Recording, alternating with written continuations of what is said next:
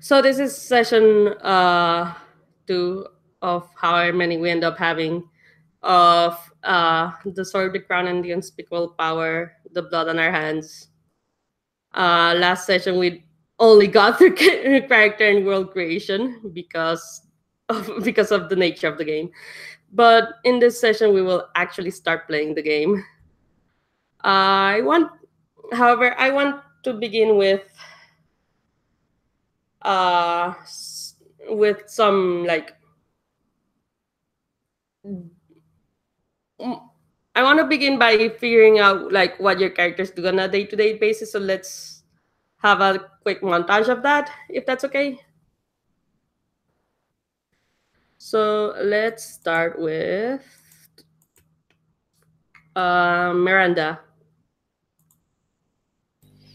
Okay, so Miranda is the beloved, which means that she's kind of like a focal point for it, or the unspeakable power, which is basically the weird magic nonsense happening in our world.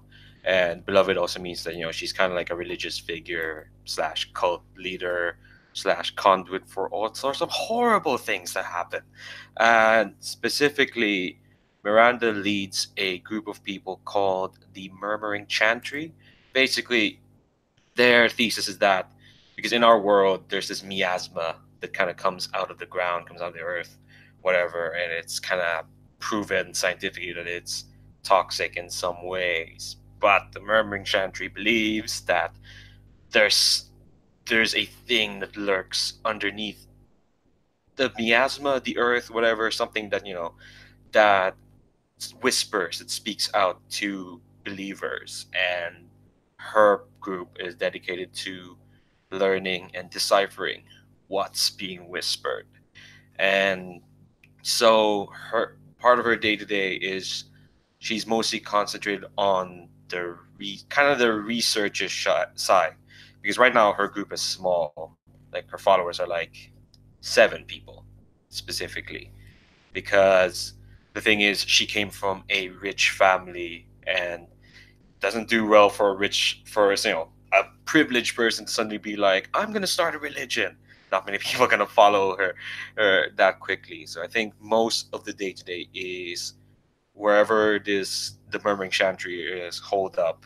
It is mostly them. It's kind of like a vaguely intense study group.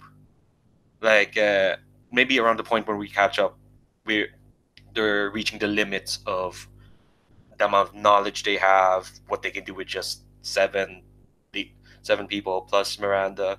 So they're kind of like, all right, we gotta need to expand right now. But at the moment, it is just like, all right, we're deciphering these texts, and we're trying to listen out more for these whispers, and Miranda's probably the best at hearing that because she can harness unspeakable power. But right now, they're only just starting out to expand. All right.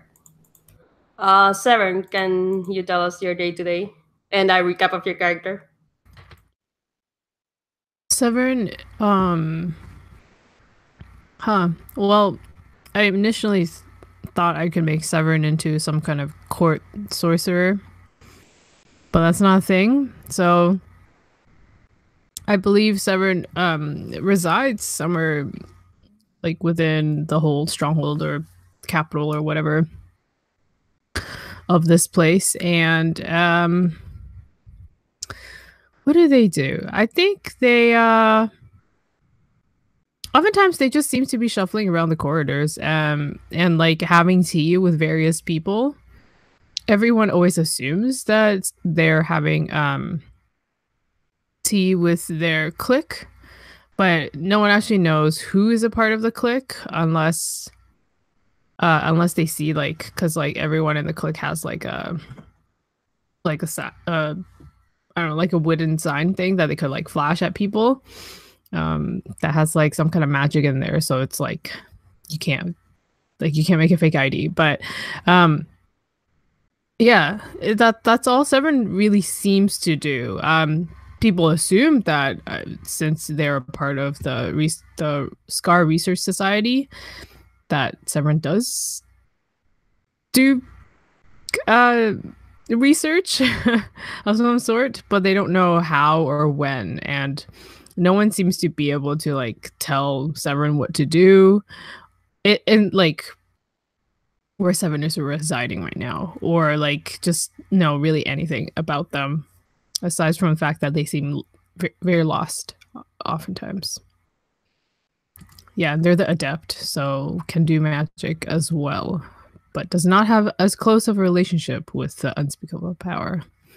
Also, Severin has a glass eye that hates them, but can do magic. So oftentimes, Severin is also like muttering to themselves, aka muttering to the eye. All right. Generous, same thing. Day to day and introduction. You're muted.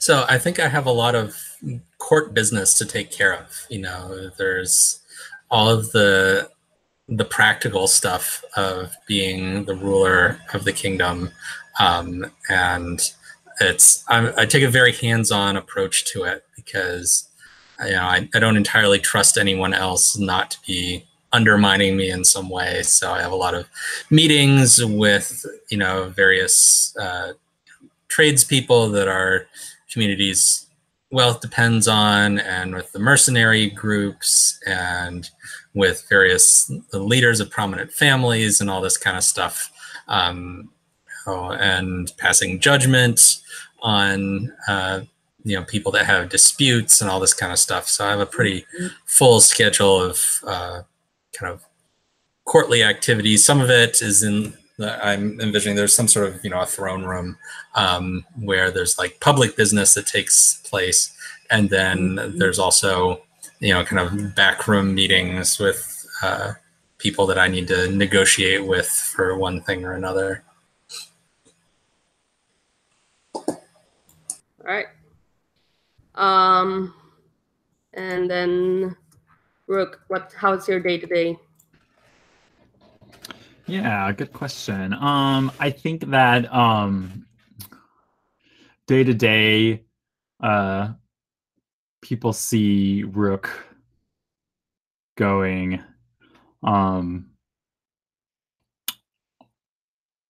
like we're like the paramours are the protection of Severn, but this is all the result of like upper machinations, and I should say that the paramours are my my militia of 20 hard, violent, and armed bastards who are also working men of the bedroom variety, and they like, we are the protection, but when we're not being like bodyguards or security or whatever, I think that there's walking in hallways between quarters, jingling bags of coin, and I think there's also probably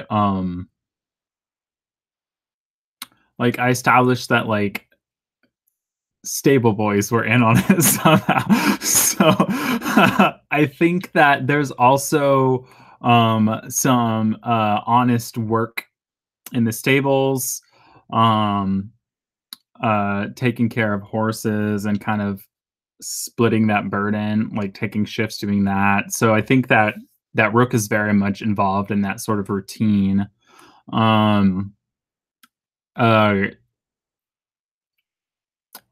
But I think that Rook also, as the leader, kind of also kind of accesses spaces in the court that members of the paramours don't. So I think that he'll occasionally be seen in the court talking to people, or talking to other people who are affiliated with the new union, which is like the crime ring that kind of took over the real power. Um, uh, so yeah, that's what I'm imagining. All right. So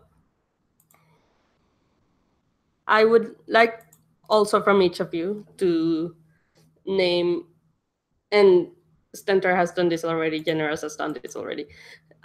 Name an NPC and their relation to you and add them to the NPCs tab. Also, what is the name of the stronghold you're on? Because we kind of need that.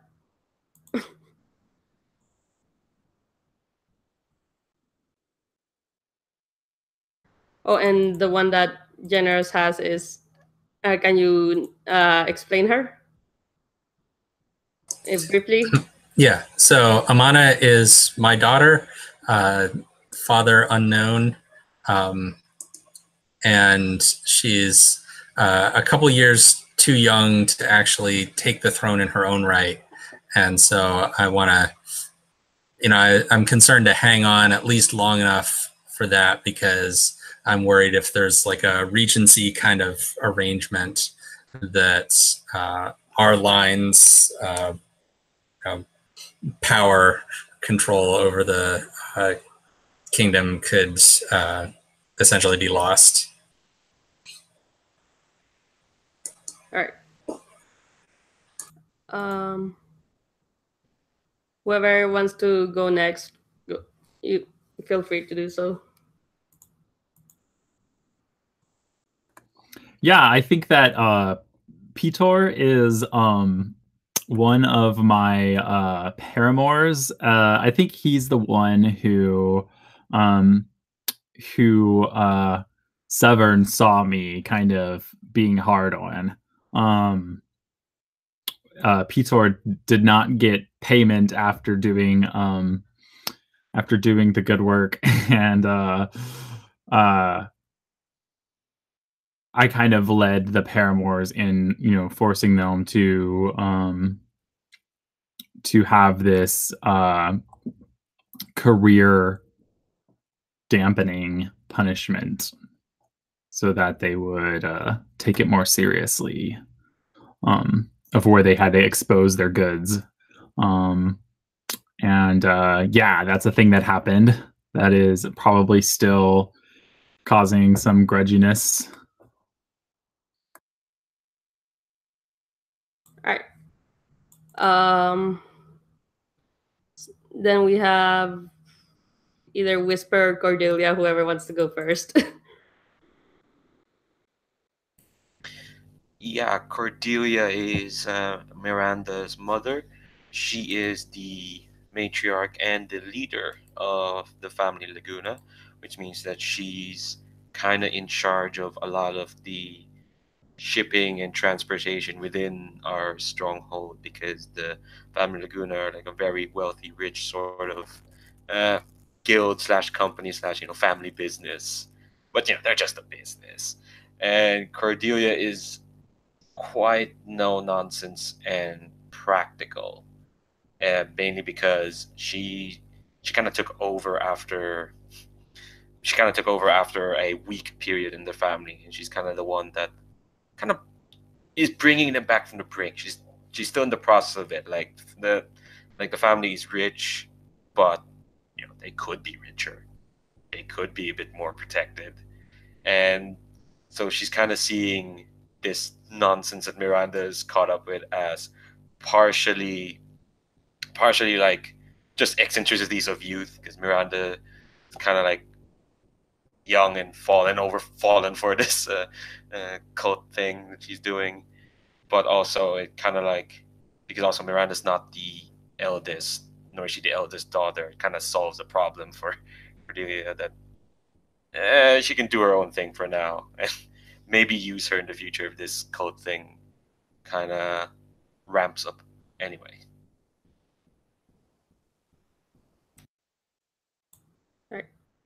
And can you tell us about Whisper?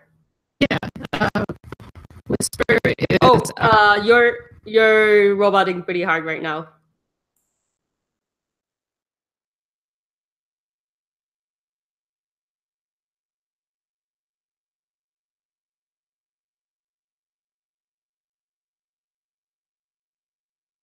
Okay, am I better now?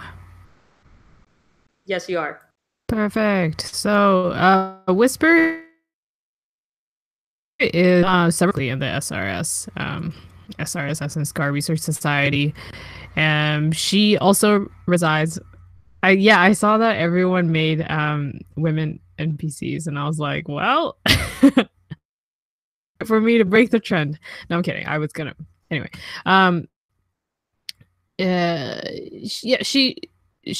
she's kind of in charge sort of Severn, and they have a lot of tea, and I think every time when people like servants or whatever whoever sees Severn having tea with Whisper, Severn always looks just a little more dour than they are usually. It's yeah, I mean, Whisper's good at her job. She's a real taskmaster, and yeah, that's their relationship. It's pretty one-sided. All right, cool.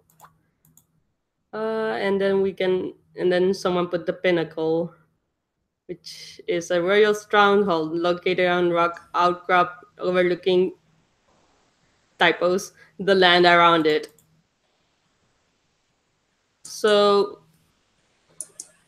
which I guess that's the name of the place you're all at, because let's make this easy and not have Yeah. 20 different places. um. So, give me a few minutes, so I can type down questions for you all.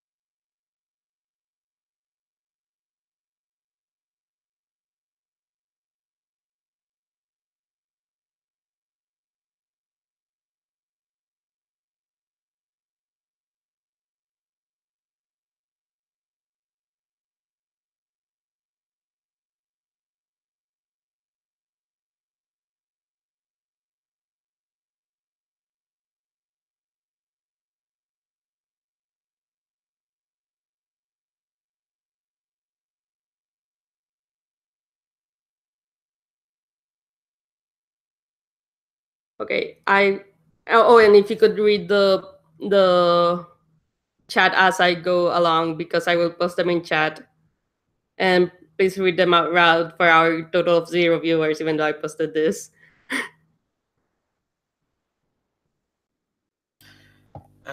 Miranda, your group has made a recent breakthrough of a grim portent. Why is it, and why does no one believe you? Well, no one believes me because this place is full of non-believing jerks. What do they believe in? What do they believe in?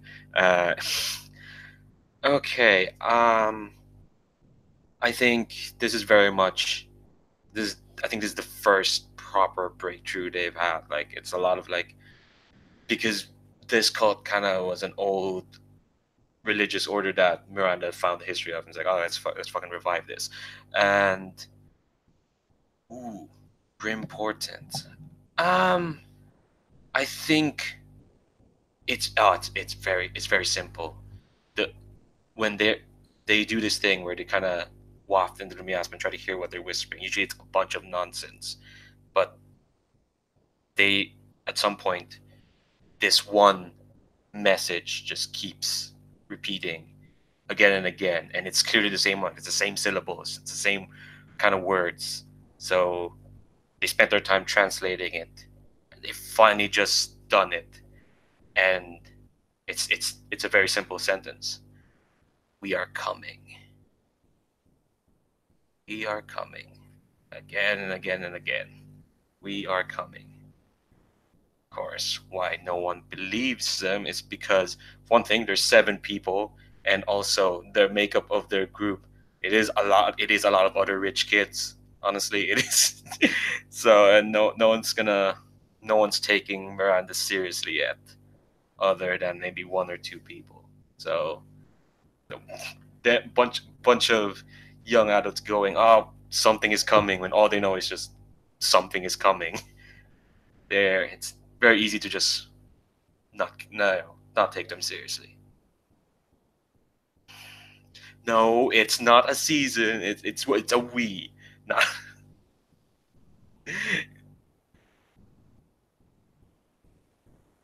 Yeah, yeah, no, it's a we. Okay.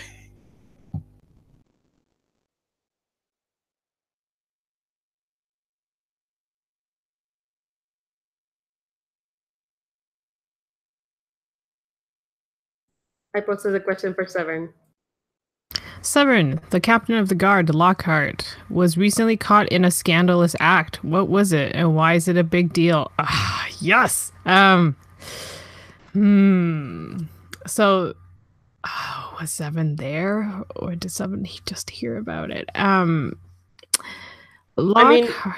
I'm sorry. I mean, the reason I put it there is because you're part of a clique that works in rumors. So Yes.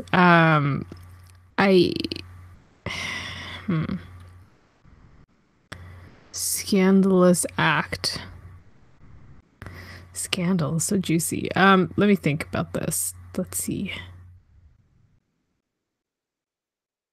Oh, I know. Lockhart has always been a very loyal patron of the Paramours, and like I feel like the Paramours kind of have like a monopoly in a way. It's like, yeah, I think they have like a bit of a monopoly on not mercenary work, but on like sex work in the Pinnacle. And it's probably like an unspoken agreement sort of thing. Like it's not explicit. But anyway, Lockhart has always been a very loyal member. Maybe he has some kind of like VIP card for all the, I don't know, maybe it's the point system. I'm not sure. But I think a servant boy or girl, no one is sure at this point, kind of like ran into them and ran into Lockhart and like I think the Pinnacle Library, which is also not a place to go for this kind of business, and found Lockhart with someone from like a rival group and rival special services group, not a rival mercenary group. And it caused a huge uproar, actually. Like, this is like causing like political ripples. Like, people are like, "Oh, what's happening? Like, I thought they didn't have a strong footing in the Pinnacle. Like, is this like a new direction?" So even though people are like, "Oh my gosh," but it's also like, "What's happening? What's happening? Gotta start planning." And this was Severn told this to their group, and definitely was like rewarded in some way, where it's like, oh, you are useful in some way. That's nice.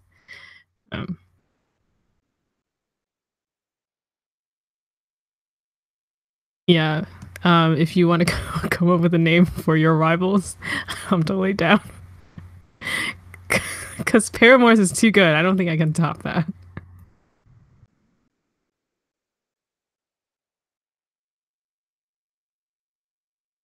So is Lockhart a patron of the Paramours, or is he a patron of someone else? That's the question. So Lockhart is a patron in that he is a customer, but he is not a patron in the way that Severn is a patron. Right. Yeah. So this rival that we have, they're like, does Lockhart go with both groups, or is he kind of like not with the Paramours explicitly?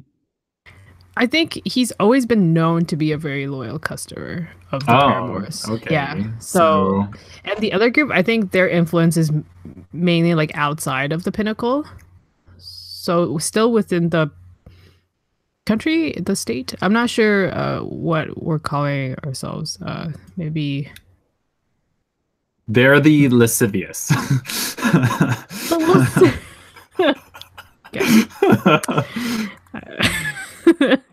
I see subtlety is not a favorite in this land. Yeah, generous. Like, what is the name of this this country? Is it a country? Is it a settlement? Like, what? I mean, what I'm envisioning is that we've got kind of one major permanent settlement that's like the pinnacle, and the kind of was like a town that's grown up around it. Oh, I see. But then there's, kind of outlying areas that are officially part of the realm. The realm. And, okay. Yeah, I guess we can call it a realm. Sounds good. And I kind of had in my head that there's a lot of, since this is like this tundra kind of thing, there's a lot of nomadic people. Like a lot of the subjects are like, nomadic or semi-nomadic, like reindeer herders and stuff. So there's only this one major like fixed settlement, but there's still plenty of people living in the realm. Okay. But that's kind of my mental image, but if that doesn't work for other people, we can shift that around. Generous, I posted your question. Okay. While the Lockhart scandal was going on, what happened behind the scenes that everyone ignored, and why does it concern you?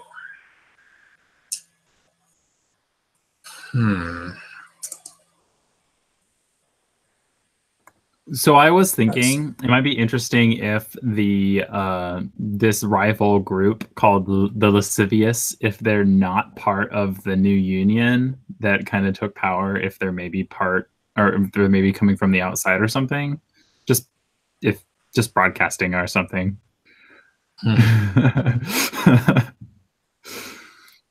Yeah. So can I ask what line of business is the Laguna family mostly in? What's their trade? I'm thinking there might be some sort of like a boring trade war thing that's happening that has serious consequences, but isn't nearly as, I guess, literally sexy as, rival sex gangs. And maybe it wasn't sexy, TBH. The details that came out. Yeah. Leandro, are you there? Sorry, I had to grab something for my mom. Don't know why she's still awake. It's late over here. Yeah, I was about to say, isn't it like 1 p.m.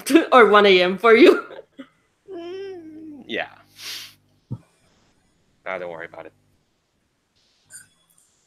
Okay, so I was asking, what line of business is the Laguna family mostly in? I'd say, I think it is a form of trade. I think I mentioned transportation. Hold on, let me look at my notes from last week. Oh, I didn't write that down. Yeah, it's some sort of like, I was thinking like some sort of like transportation services. I imagine them having like warehouses that store these things. So it's not so much that they have specific goods. It's more like, hey, you can store your goods here, and we'll keep it safe. We have the best guards. We have we have good inventories, I guess. Yeah, it's very practical, but because it's so practical, everyone always needs it. Okay, yeah, because I'm thinking that while everyone was distracted by the Lockhart scandal, I actually struck a deal with a new family to handle a lot of the transportation and warehousing for the Pinnacle, and kind of cut the Laguna family out of some of the business that they had depended on. Oh, what do we ever do? Making a power battle. Remember, I like you because I don't like your family. So I'm trying to make a move to kind of box your family out of. They were getting a little too powerful, and I managed to make this deal with another family. We'll call them the Trenning family. I'll put them on the NPC list here. Side question: does it concern you, as in you're involved, or because I was angling for concern you as in it worries you, but I'm fine if we want to angle for it. I mean, I'm thinking it's a risk. I'm taking a political risk. Okay. Because the Lagunas had been organizing that trade for, since before I was even born. It's been their thing for generations. And so I'm taking a big political risk, but I was like, nobody's going to be paying attention to warehouses when everybody's all worried about the Lockhart scandal. And so if I'm going to do it, I got to do it. And so I went for it, and cut this new deal with the Trennings. And it could all blow up in my face real easy.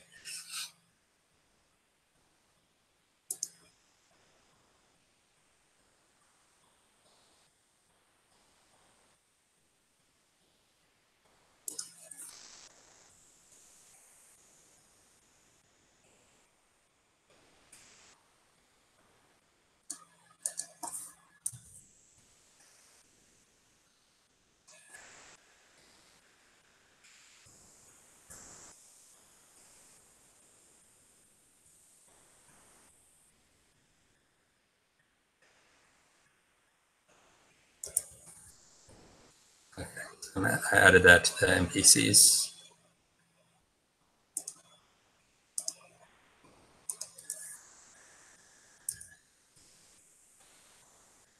Hold on, I'm getting Rook's question ready in just a sec. I'm sorry for the delay.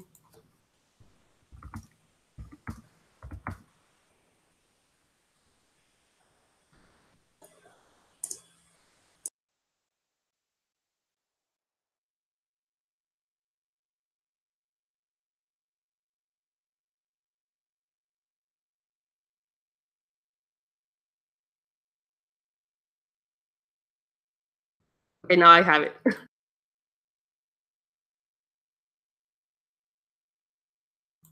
Can you read it out loud, please, Rook? Yeah, so the family Laguna hired the paramours to get rid of a rival merchant lord. What token of the unspeakable power did they have, and what have you done with it since? Yeah, that's a good question. Man, token of the unspeakable power. Oh, that's so good. It was totally.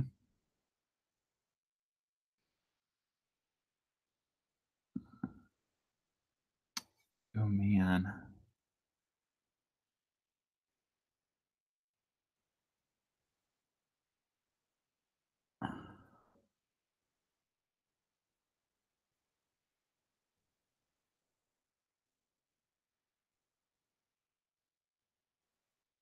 Token. So, is this a mechanical thing? I just want to be sure. Okay. No, All this right. is they literally had something in them that is magic and scary, and and Something magic and scary. Okay. Yeah, we got rid of rival merchant lord. It was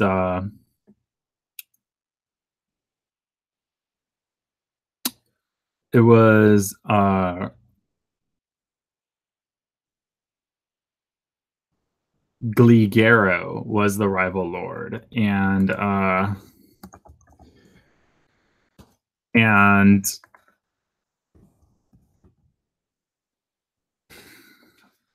in his what would you call his place of business?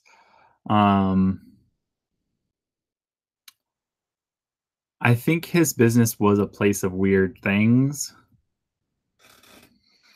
And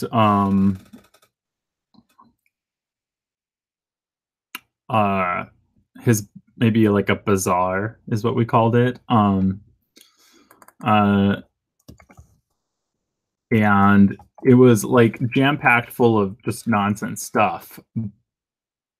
But if you went to the back where he had all his security and where he would stay, it was very Spartan. Like there was like nothing except for like a bed on the ground. And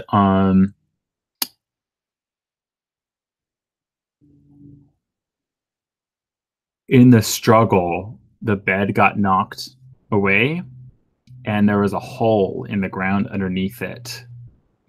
And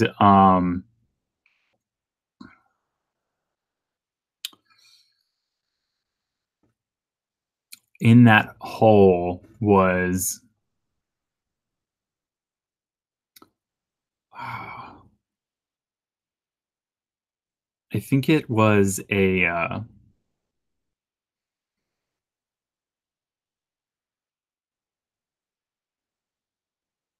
think it was like a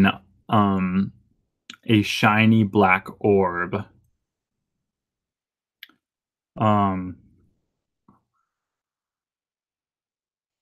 That was in like this wire spherical cage so that you couldn't touch it by accident, right? So like you'd have to intentionally like poke your finger through one of the holes in order to touch it. Yeah, that's what I found. And what I've done with it since is oh yeah.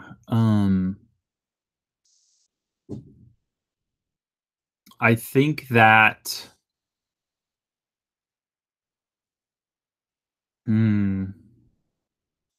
I don't know what it is really. Except how would I know do I know it's a token of the unspeakable power? You know that it looks magic and scary. Okay. I think the reason I know that there's something weird about it is that when you look at it, all the color around you kind of fades when you look right at the orb. Like it just like starts going black and white. And so I actually keep it in a hollowed skull. Like it's small enough to fit inside of a skull that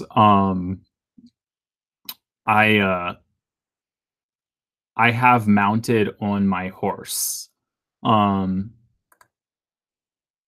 whose name is Dreadnought, and it's actually part of his garb that I had fashioned for him. It like this skull like sits right on top of his head, and that's where it is, kind of in plain sight almost.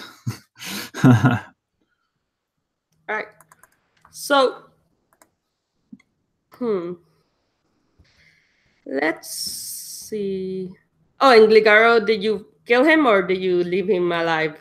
Like, was the job done? Rook?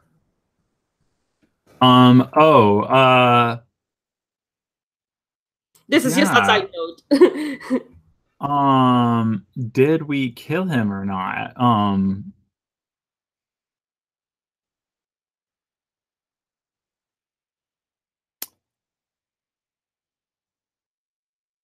Oh man.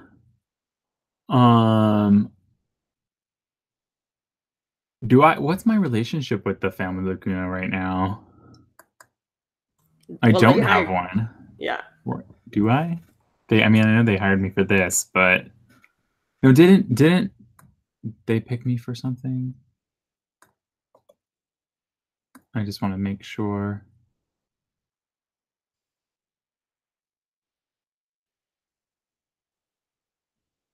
Oh, I've heard Miranda speak of her love for it, and I was moved. Yeah, I think that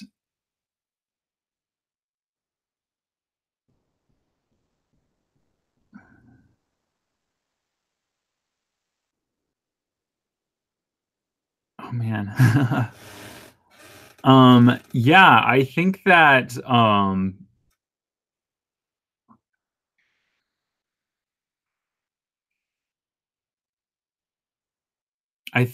I did kill him. But I think that it wasn't just a matter of killing him. There was also some other element. So I think that I probably like, I don't know, Miranda, why don't you tell me what was the weird thing that I had to do to this guy or with this guy? As in, to Because the family Laguna hired the Paramours to get rid of this rival merchant lord. yeah. So The family Laguna, my thing is separate from them. oh, okay, all right, that makes more sense then. So if it was your family proper, yeah, maybe they just like asked me to bring his head or something. Yeah, I think that's what he did. Yeah, so yeah, I think like we brought back his head, and I think that it was. You know what? I want to retcon a little bit. Sorry. We kind of have this reputation of being like not the most reliable group of mercenaries. I think we totally didn't bring back anything. Like we were supposed to bring back evidence that we killed him. And what happened was he actually like disappeared as we like stabbed him through his cloak. It just like fell down and there was nothing there. And we have no idea. So like we just came back and said he was gone. Yeah. How do you feel about that? Cool. This is good. Let's work through. I think we can work through highlights and entanglements now. How those work is that each session, the player to your left and the player to your right pick to highlight each for you, and then IDMC pick an entanglement, and those are your and you and once per scene if you hit uh on a highlight or on or like once per scene per stat. If you hit a highlight, you get XP. For entanglements, it's once per session. When you hit the entanglement, you mark XP. So let's do highlights real quick. Okay.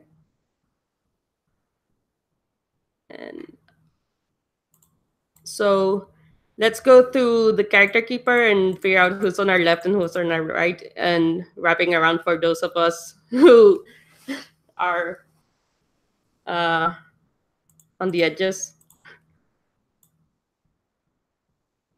So for example, Miranda would take highlights from Rook and Severn, and so on and so forth.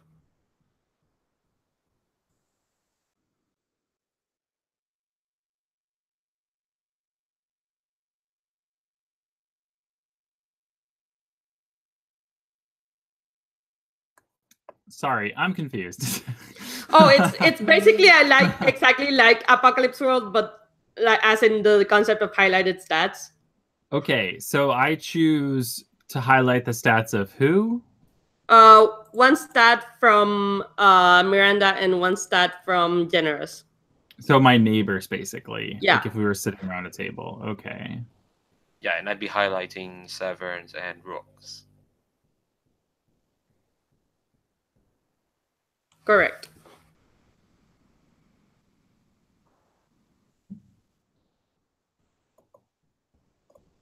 I like that the two magic users got arcane highlighted. Apparently, some people want to see the magic shit happen. Yeah, yo, I saw. I was like, Arcane, do it up.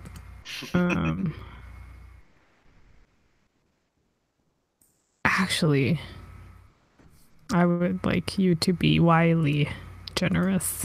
All right.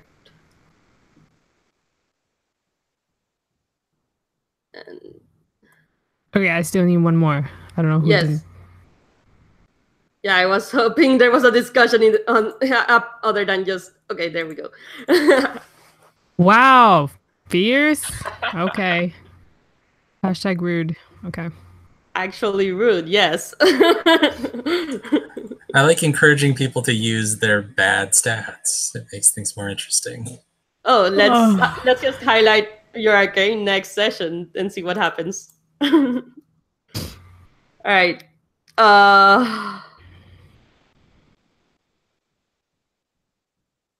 So you wanted to say which of our stats are highlighted? Oh my god. Okay, Miranda. I want you to openly denounce someone powerful as an enemy of it to their face, or in a way that they will hear about this Consider session. that done. So you bold that statement or do whatever with it to signify that it's highlighted.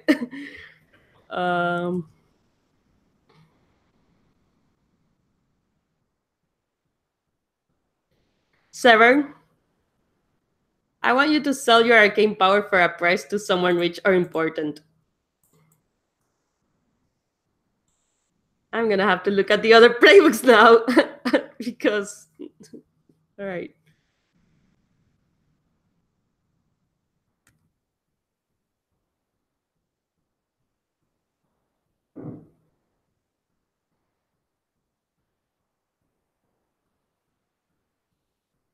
All right.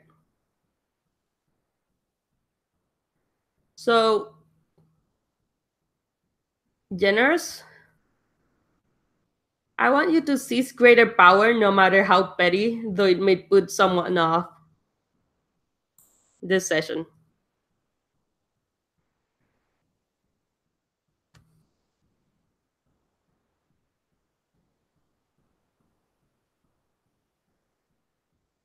And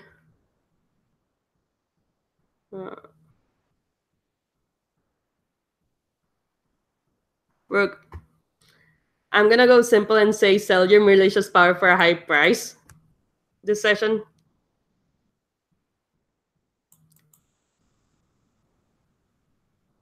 So are we're just like trying to sell our services? Well, it's the first session, so it's like is I need money. Yeah, I figured because it's the first session, it would be good to have some like XP for establishing what the fuck we want to do right now. So True. So yeah. Other than that,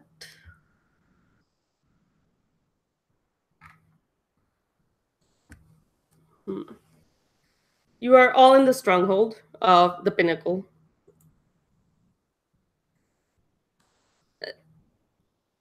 I want to know where you are.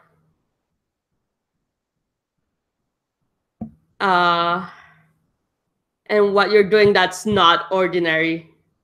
Like not the day-to-day thing you do from each of you.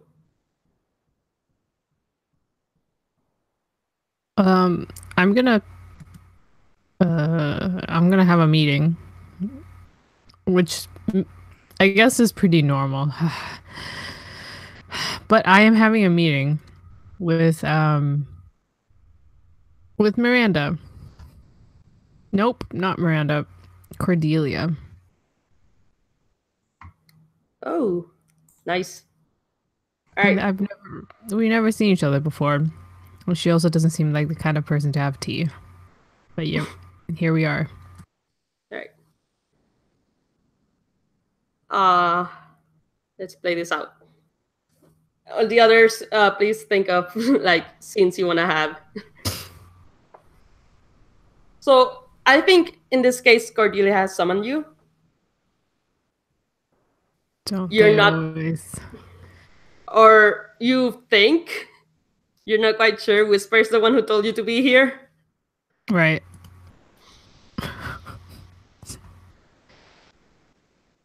Yeah, I mean, I float in, and I like make some kind of like waving gesture to one of the servants, and I like not whisper. I like mouth the word tea, please, and then like nod, like, oh, thank you.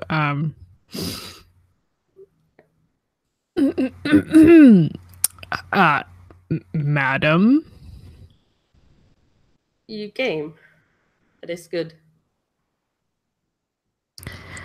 I go where I am summoned. Tea will be here shortly, as you can tell. Yes, yes. There's a matter that I need to discuss with you.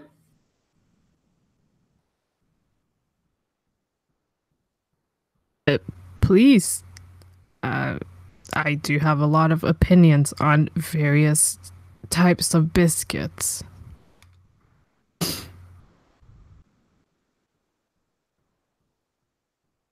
And I go and I like sit at a table with like my hands folded in my lap, like waiting for the tea, basically.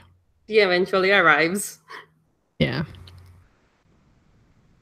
How does she take it that I'm kind of like being lippy? Lippy? Yeah, like I'm kind of like being a little sarcastic with her, maybe. Well, I guess it's hard to tell. Yeah, it's hard to tell. I didn't fucking tell. Anyways. I want to know, where do you stand with the whole Lockhart fiasco?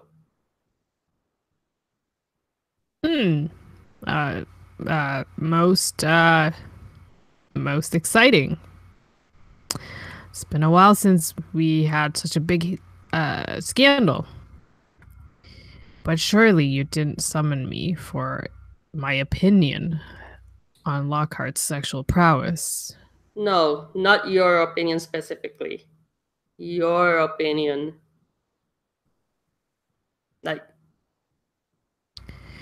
what is it you would like me do, my lady? out of character, you may study a person if you wish. Oh, yeah, I'll do it up. Oh, I need to. Do we have a roll for your party or not? Yes, it is on the myth tab. Oh, okay, sweet. Ah, I see.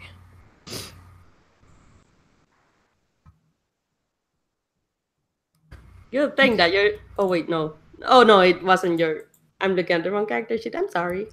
7. Huh. Interesting. I don't know what I. 7 plus 2 actually.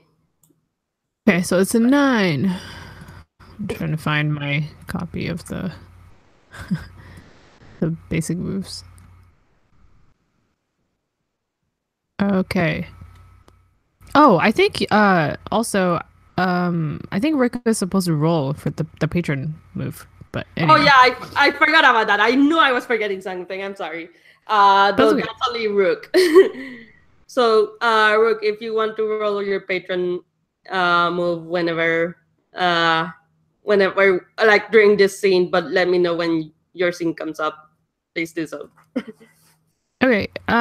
So I can ask 2 questions. Oh, that's very generous. What does your character wish I would do? In this situation, I think she wants to know more the SRS's opinion rather than yours. Like, oh, so she just want an opinion? She doesn't care about, like, she doesn't want me to do anything? well, it's more like less an opinion and more like what's the like she says or what is the SRS's loyalty? Where does it lie? Well,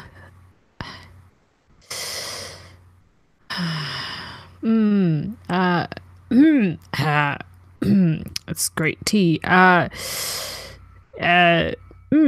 They Well, unfortunately, many of my society have gone on an extended vacation, but of course, I can communicate with them if necessary. If you will, I will or create a ceremony to communicate with them, no matter how far they are on their excursion. That would be good. I would appreciate that. Perfect. I will deliver to you the opinion. Post haste. But of course, my lady, nothing is free. Very well. What do you wish? What payment do you wish? Oh, just well,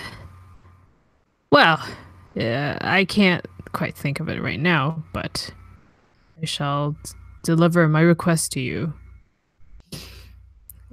when needed. I'm sad is there no string mechanic? Oh my god.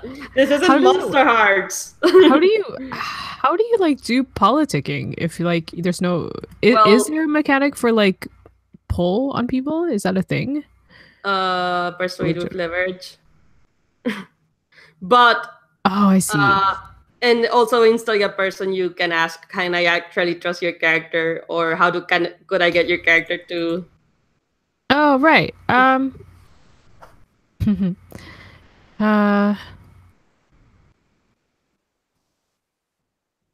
Well, I don't super need Cordelia to do anything at the moment.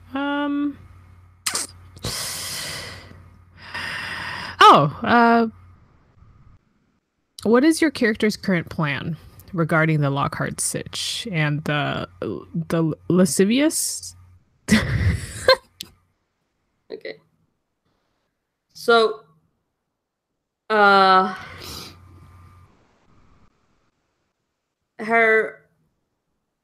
think you get it as you talk more and do more small talk. Yeah. That she is getting on the Paramore side, but not for Rook, you may roll at any time because I would need the answer soon. But yeah, I think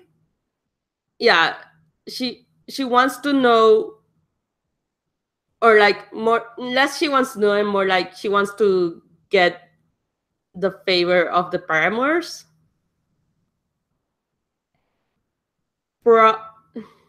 Not sure, you're not quite sure why, but you get the feeling that she wants to make sure, like she wants to know who the paramours' allies are. Oh, I see. So what I'm hearing from this is that she wants to act against the lascivious Yes. in a way to like gain the paramours' or to maybe have one on the paramours or to have their, I don't know, favor or whatever. And she wants to know if the SRS are going to get in her way, question mark? Yeah, kind of like that. Like, Or if maybe she should reconsider if the SRS are not about, like, they're not going to have the paramours' back. Yeah, that's basically it. Like, she wants to know like how many allies she can get from siding with the paramours versus the lascivious. Okay. Yeah, that makes sense. I think I take like one bite of a biscuit and then I take one sip of the tea and then I make some kind of like polite remark and then leave. All right, cool. So let's go to Rook since I completely forgot to do the patron move. Can you explain what you got? Yeah, so from what I understand, each playbook that has a patron move, they basically just roll a different stat for the basic move. or a peripheral move, actually, patron move, on page 24 of the PDF. And I got a 9 total. So my patron is generally pleased with some reservations. Me and Agatha will work out why that is, I guess. And then Agatha holds 1 this session, and can spend it to call on me to do something, and I must make a refuse an obligation, duty, or debt roll if I refuse. If I refuse the request, it counts as 1 disobedience. If I reach 3 disobedience, a PC patron may choose to immediately sever the relationship or choose instead to take 1 hold to call on you. Cool. Yeah, let's. I mean, I feel like the paramours are just. There's nothing really to concern either the SRS or I right now. So maybe. But maybe That's not right. anything to like impress you either. Like I feel. underwhelming, or there's No, I also that think- you saw me bully that person too. I don't know. I think the actually. So the thing with Severant is that doesn't bother me a lot. I just know that I have one on you, but but I think our reservation is this like drama with the lascivious, because it's like, oh, like, don't you have a strong grip on the city? Like, why are you slipping up? Kind of thing. Like, why are they in the picture? Like, why? Yeah. Why aren't you on this? Okay. Yeah, like, did you Right. did you not prevent a plot in time, or like what is happening? So I think that is more like what I am concerned about. Okay. And yeah, you have 1 hold on me, so Okay. we'll see what that is. Okay. All right. So, Rook, since you're already talking, what is it that you do that's out of the ordinary today? What is it that I do that is out of the ordinary today? I think that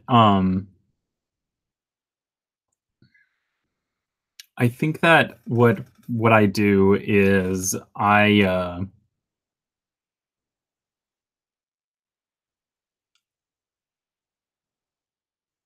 decided to go, try and scout out these lascivious people, and get a feel for them. So, yeah, I don't know how much detail you want me to go into, but that's what I'm doing. Yeah. All right. So I go undercover for it specifically because I'm too beautiful to be, without some cover. They would recognize me right away. So okay.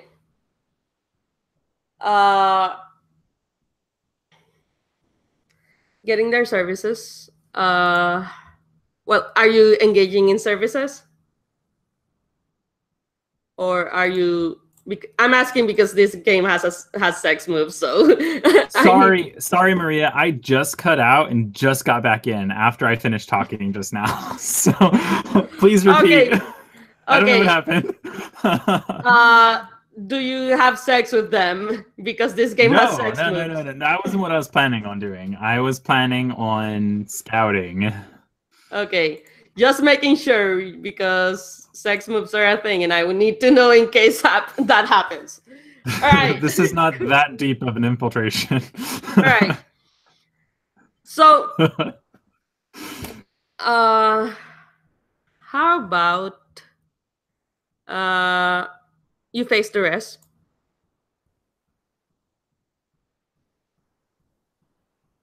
Philip? He's frozen. Yeah. Frozen in a fairly beautiful smile. Yeah, it's true. It's All right. Uh, we'll wait a bit.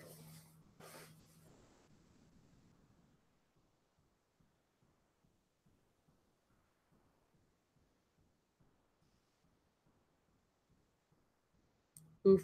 Oh, there we go. Hey, sorry. I don't know what happened. It's like, of course, right when I start playing is when it starts having issues, but the rest of the time it's fine. Okay. Yes, I am not having sex.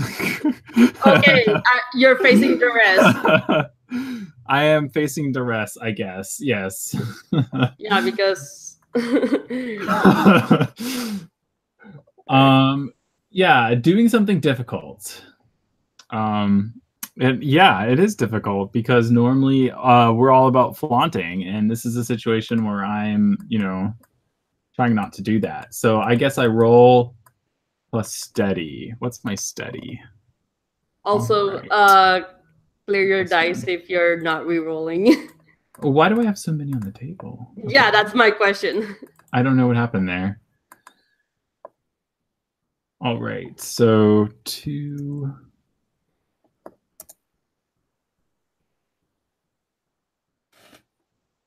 Okay, that's 5 plus 1 is a 6. Yeah. Yeah. Okay.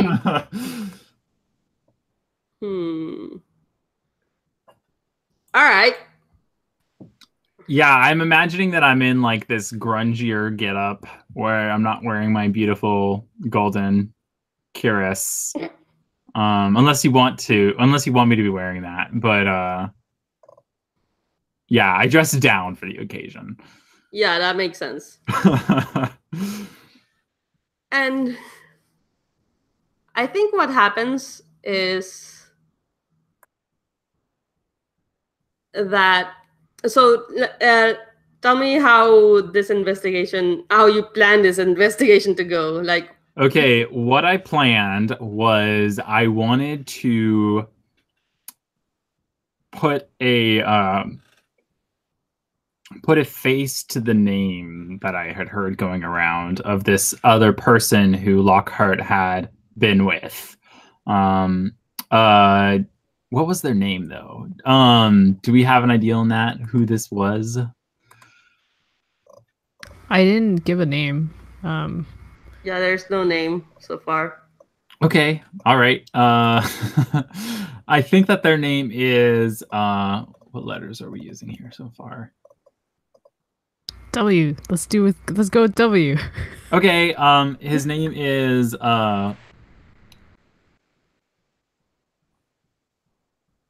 man, W names. Oh, okay, we're not. Wellesley. Okay. His name is Wellesley. Oh, Wellesley. Okay. That's what I come out with right now. And yeah, he's a member of the Lascivious, and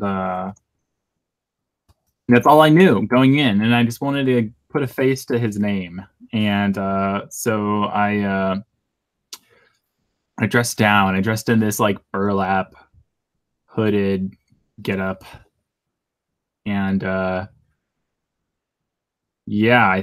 think I even like got dirty, like actually dirty, like with mud and stuff, and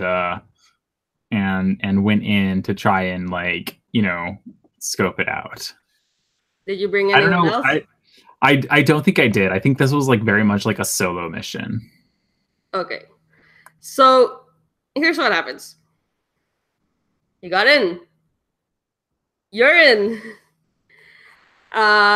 You actually find Wellesley. And Wellesley is actually a pretty high-ranking member of the Lascivious. That's when you get caught. You're pretty much in the middle of the Lascivious base, so to speak, when someone notices that you aren't supposed to be there. Yeah, it must have been like my pearly white teeth that stood out from the grime. But of course, can't be helped. Yeah, so Do I get I get a good look at Wellesley? Yes. Okay, yeah. I think that that what happens is their getup, I want to imagine, is like underground or something, right? Like I'm imagining like this like underground sort of oh man, maybe like an underground garden type thing with like roots coming from above or something. And they kind of are like a little bit on the wild side, I guess. Like they have like I think they come from a different culture and and I'm open if people want to throw in ideas, but I'm just imagining that they have different different ideas of their relationship with you know like nature and the body and I'm imagining them being a lot more oh man, I don't know. But yeah, I think that I went into this situation trying to kind of, you know, be like messy, thinking that that was what they were, and it ended up not really being accurate. And so that I think that is part of what gave me away. Yeah. Yeah, I think it turned out that they were actually a lot more on top of themselves than I imagined, like a lot more in control. Yeah, I like that idea. So, yeah, I think I know what it was. They have like an underground hot spring where they, you know, bathe and they do some of their business. I think they call it their meditation sessions or something. I don't know. And that is the service that they provided to Lockhart. Uh, but yeah, I think they do that here. And I think that they like one of them like pushes me into the water because I'm so messy, and that kind of blows my cover. All right. So another thing is that everyone except Severn has a beginning of session move related to their followers. Oh, do I have one of those as well? Yeah. Okay. Everyone who has followers has a beginning of session move related to that. But let's resolve this first. So I think, yeah, I think that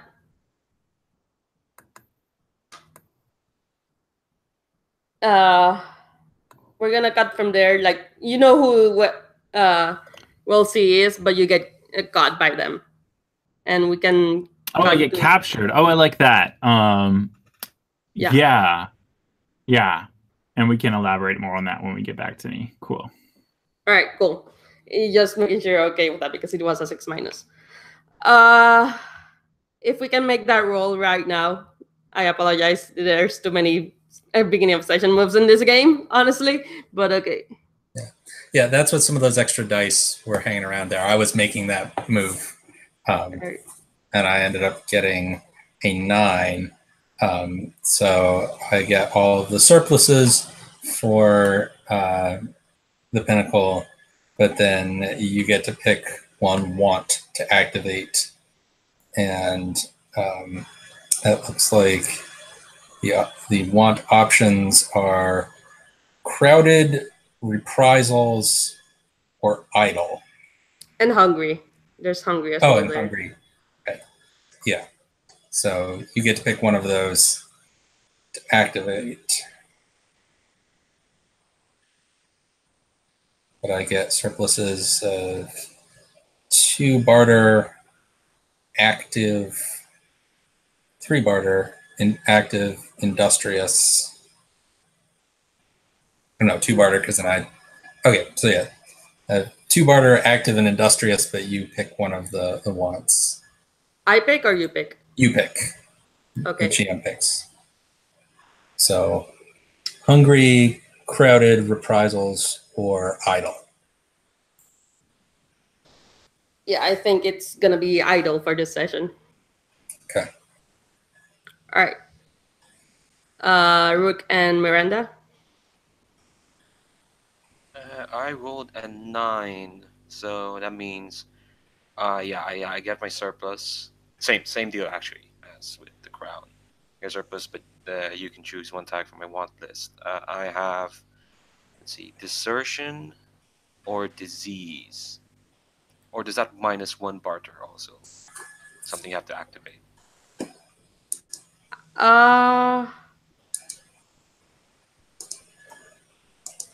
I think I'm gonna activate disease because I don't want to activate the other one yet. Okay. Ah, jeez, bunch of sick rich kids. Okay. And Rook, did you roll? I did. Are you guys in Kindly Champion Gazelle? Is that the role for your party we're all using? Yes. Yeah. Okay, yeah. So I got a 7 and I roll plus fierce, so that's a I think a 9. Yeah, a 9. You get XP too, because your stat is highlighted. Do I get the XP for the beginning of the session move as well? I think it's once per scene, so I don't think so.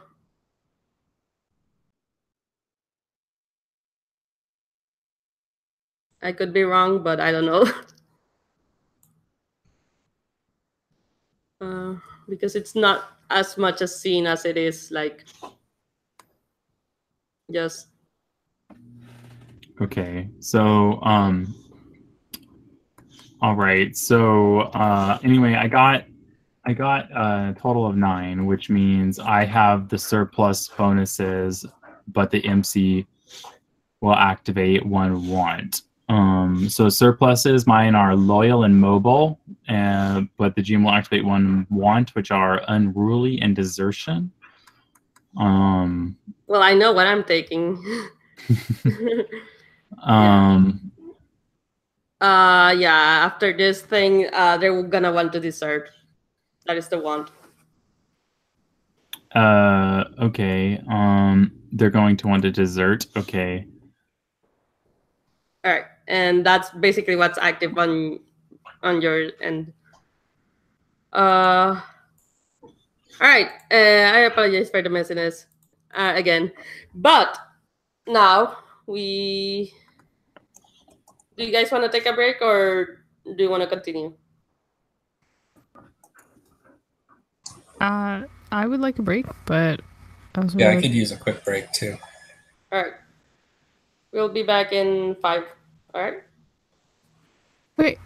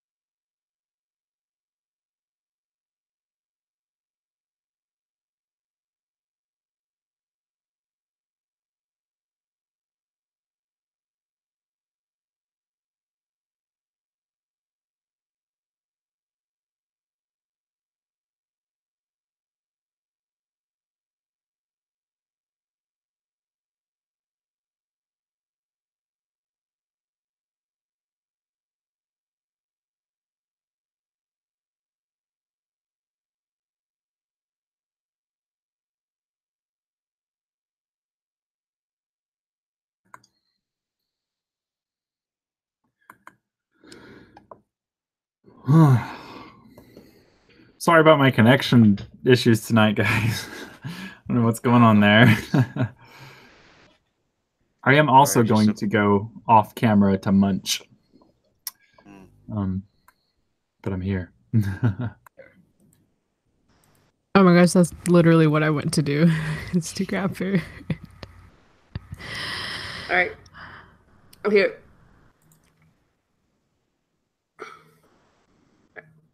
Okay, finally my camera's done. Okay. So I think, sorry to speed things up. Let's have a scene, and also to have a scene with Miranda and Generous. Let's have Miranda and Generous be together. Generous and Miranda, both of you. Who set up this meeting? And I'm assuming that this is Miranda trying to get Generous to do something. Yes, actually, I was gonna suggest for my scene was Miranda going to court, because she doesn't usually go to court. But this is her kind of starting like, all right, weird stuff is happening. I need to get, let's get the highest authority on the land on board. I can convince her, All right. I got it on my side. Yeah. So is this in like a public hearing, or have you gotten like a private audience with me? That depends on how much you like me. I think this is public because I want to hit on those entanglements. Probably, maybe. So is this like during usual court business? Okay. Yeah.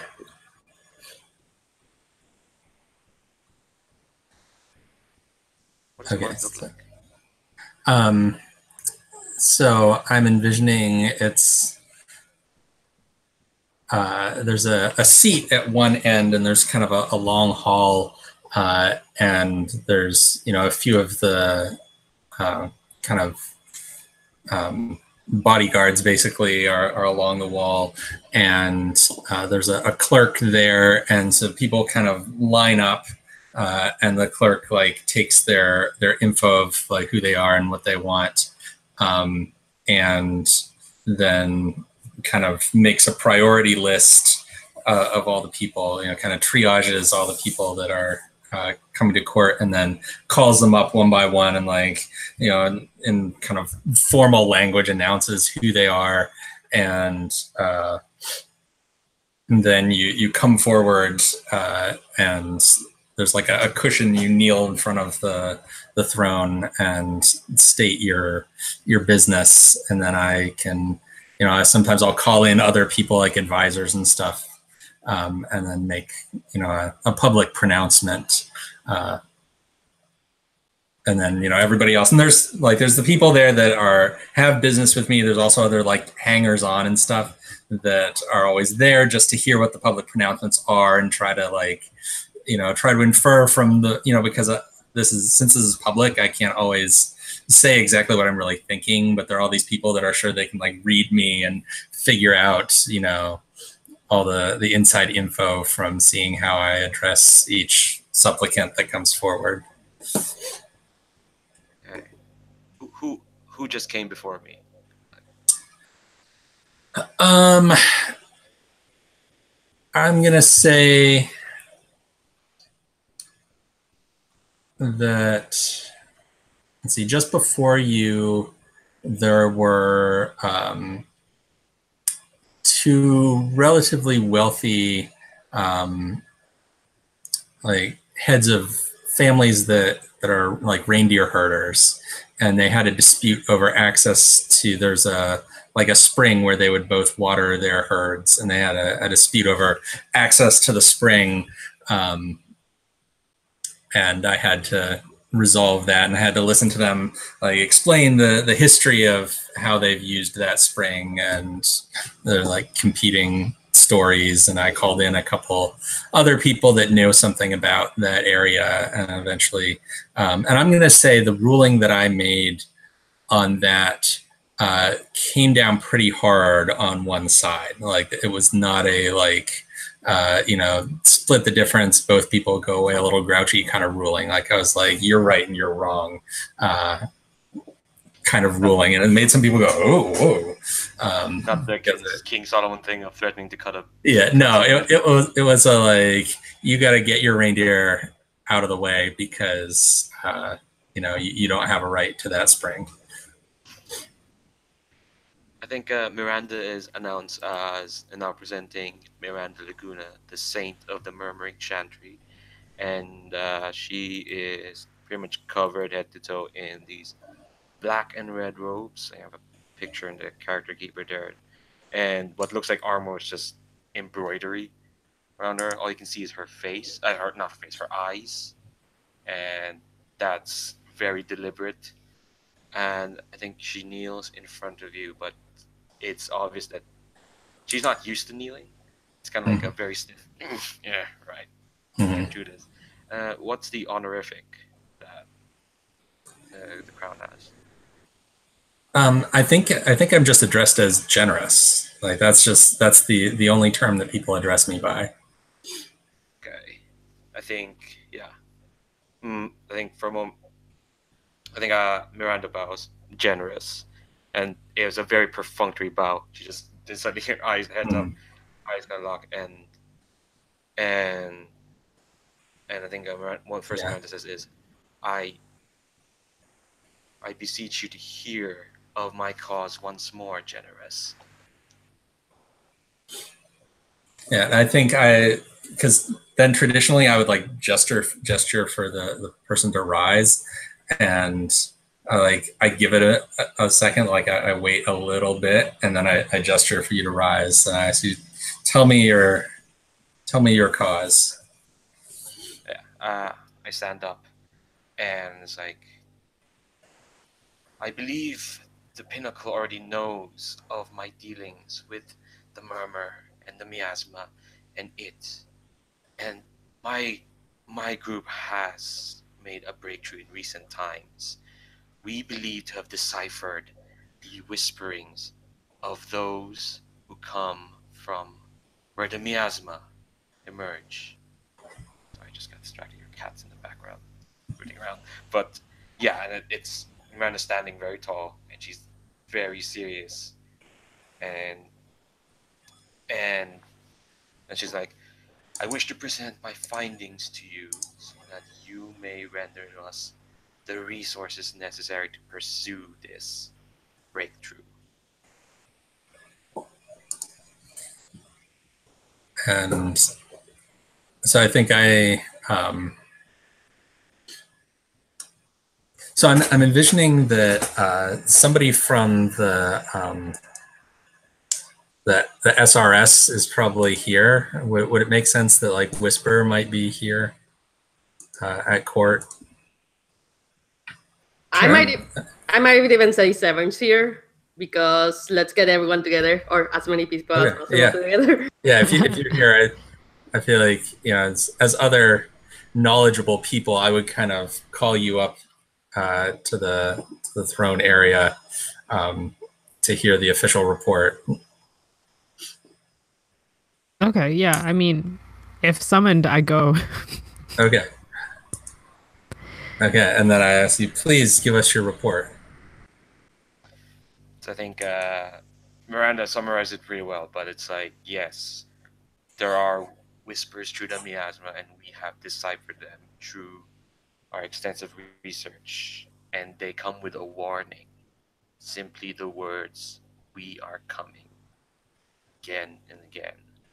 Used to be that we heard many different tongues and many different languages, but they have now coalesced into this one repeating sentence.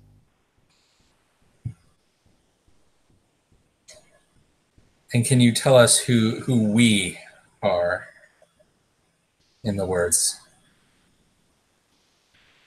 We believe it is they from which the miasma come from. Severn, are you writing something down, or what are you doing during all this? I'm standing there with my hand with my hands in my sleeves, like All right. crossed in front of me. All right. Cool. I'm not doing anything. You're not I doing can't it? remember this. But this isn't the kind of stuff that I would repeat. I mean, that I would report to the SRS anyway. They can hear about this. Like official stuff is not my job. All right.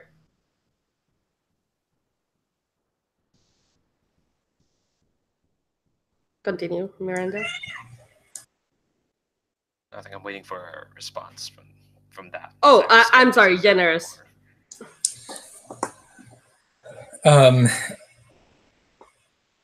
And so, just to establish, they from whom the miasma comes, there's not any like general knowledge of what that means. That's I wouldn't be like, oh, them, right?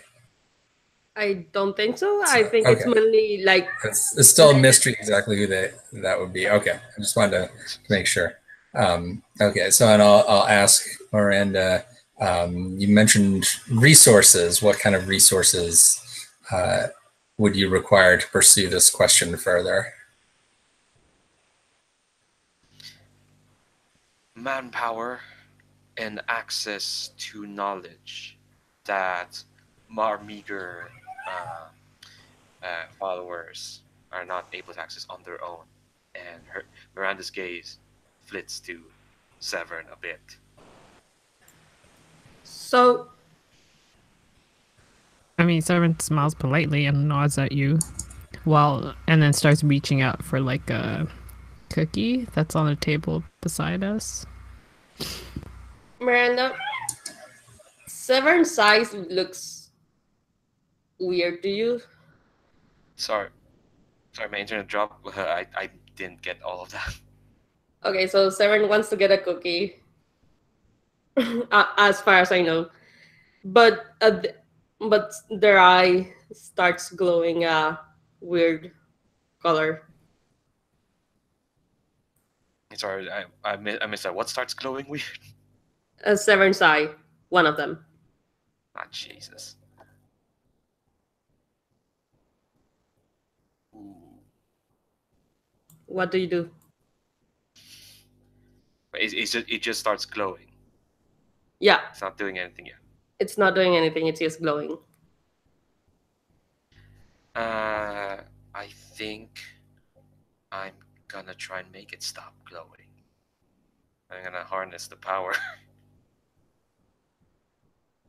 Excuse me?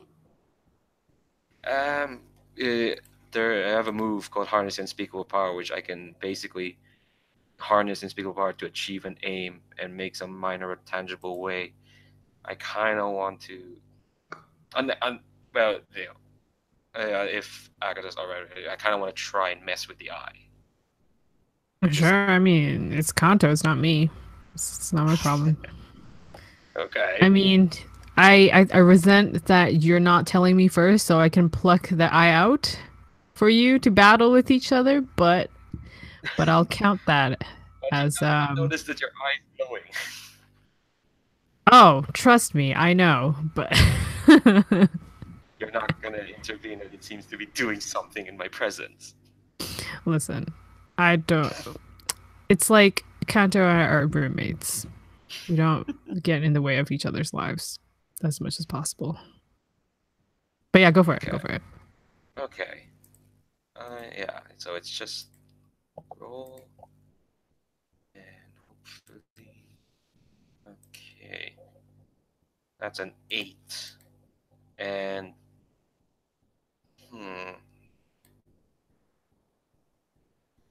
So I guess how this actually manifests is that okay. So Miranda does see the eye kind of glowing, right? Yes. I told you yes. Yes. Yeah. Okay. So how this kind of manifests is that the way Miranda accesses the unspeakable power is with a hint of by breathing in the miasma, and so I kind of like this is gonna be very dramatic and anime. I kind of turn to Severn, and it's kind of like your magic pet seems to mislike me a lot, and kind of she reaches into her robes and kind of like there is just basically what was like a smelling salt, just kind of breathes in the miasma, and this is gonna be very overdramatic. But she kind of just starts. She breathes it in and just kind of starts shaking, and she starts babbling in tongues, and kind of like she's kind of forcing this force that's Gondra's miasma to kind of reach to the eye and kind of shut it down.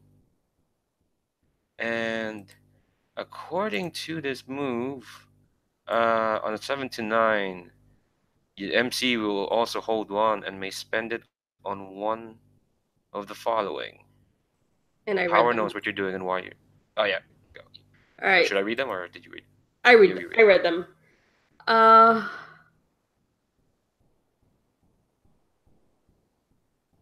So what's your relationship with the power? Also it. Like and also what's the relationship between the power and it? I think my relationship with it is that it's allowing me to do things I've never been able to do, and I'm in it for the ride for now. And I know it's gonna extract something out of me, but I think I'm prepared to pay those prices, whatever they may be. And it is getting to me, its relationship with the unspeakable power of the world. I'm not sure what that is yet. All I know is there's an it that's reached to me through the miasma, and I'm buying whatever it's selling.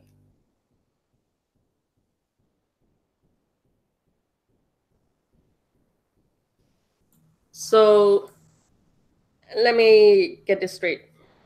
You're shaking and basically getting the eye to shut down. Are you saying anything? I'm babbling in tongue very loudly, just like it sounds like gibberish to everyone. Okay. Like, I'm not gonna do it right now because I'm gonna make it sound embarrassing. I think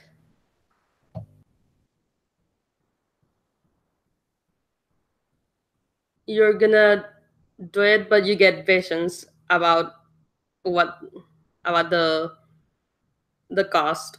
I'm gonna pick minor cost, but I'm gonna keep that hold to and then use it later to tell you what what I want you to do. So Severn, how did you react? Well, actually, like, how does Generous react? I thought she was in the middle of like a report, and Miranda was in the middle of a report, and then suddenly it's like, oh, Beach Dubs, magic time. Yeah, because I think as soon as Miranda starts, babbling in tongues and stuff, I want to kind of shut this all down because this is getting a little out of line. So I think I want to call the nearest of the guards over to take Miranda away. So Miranda, what did you roll before? As in the move itself? Yeah. It was an 8. Okay, so let's reverse that a little bit and have Generous roll to interfere. Okay, so or actually, do I want you to roll to interfere? Sure, why not?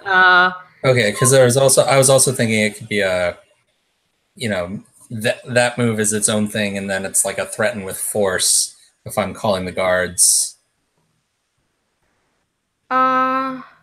Sure, let's go with threatening That's- before since I already let that through. Yeah, and because like it wasn't until Miranda started actually like talking in tongues that I even like recognized something needed to be done. I wouldn't react in time to directly interfere. So okay, so threaten with force, roll plus fierce. Okay, so 5, 6, 7, 8, 9, 10. So you got a 10 on a 10 plus. Your target believes your threat. If they're a PC, they may decide what they do, but if they refuse to do what you ask, you may choose to immediately commit the violence you promised to them. Okay, so yeah, so I basically threatened to have the guards toss Miranda out if she doesn't stop whatever it is she's doing and get back to the point. Does the eye stop glowing, or am I just babbling? I think you'd stop the eye, but you still need the cost. Your move is done, so there's nothing like to interfere with it. Like this isn't a hard move, or not a hard move, but like it's a situation where you're done, like you still need the like. Oh, I'm babbling. Your move was done. Her move was done. So yes, the eye stopped glowing. Okay, I think once I felt that I've shut down the eye, I kind of like come back to my senses and kind of like, and I heard Generous's words, and I come back to my senses, and did people notice what I was doing, or it was just they were kind of distracted by me going into tongue? I think people noticed that you were talking in tongues, obviously. That was the extent of it. Okay. And I think why else would you be doing that unless you were doing magic, right? Yes. But I don't think anyone noticed any tangible effect from it. I mean, I think what happened is that you did shut down Severn's eye. That is a thing that happened. But no one noticed that Severn's eye was glowing to begin with, except you and Severn. So it's probably like, okay, why is she talking in tongues right now? Yeah, I think she kind of she knows that, and it's kind of just take a brief deep breath, and it's kind of like, apologies, the miasma has side effects, and I think she kind of and she kind of looks at the guards, and she can't. Oh, well, when you do that, I'm also gonna like clutch really dramatically at my eye, but not say anything. Oh. Apologies. Please excuse me. Your generosity. I wasn't sure how to address you. I think maybe I'll just address you always like that. Your generosity. I look like really weakened as but like I'm also like trying to regain my dignity, so I'm like struggling out of this space. Yeah, same. That's why. And I'm gonna like summon a servant, and then it'd be like, give me a cookie. No, I'm kidding. I'm gonna lean on them, and like leave. So it's like, sorry, go ahead. No, it was just gonna be a shitty comment about something. Go ahead. Yeah, I think the effect that I want to achieve is that a lot of people didn't notice, but all the people who needed to notice noticed. Yeah, and I think that's what I'm trying to get. Miranda's trying to get her dignity back, and she's just like, no, no.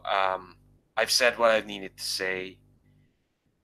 I believe in what's coming. Generous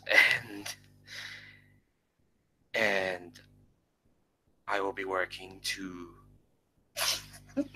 I'll be working to that cause. I'm merely here to petition for your acknowledgement. Yeah, this is all getting very sassy. What's sus? Oh, that's fine. Like I'm super fine with that, but the visions you got, Miranda, lead you, or not lead you, but like you get the vision that you need to go to a specific place, retrieve a specific person, and get them to help you. Do I know this specific person? Or It's like Rook. okay, so You have to rescue Rook. what? Give that to him. Damn it. I think and one last I think Miranda kind of prostrates herself again in front of Generous.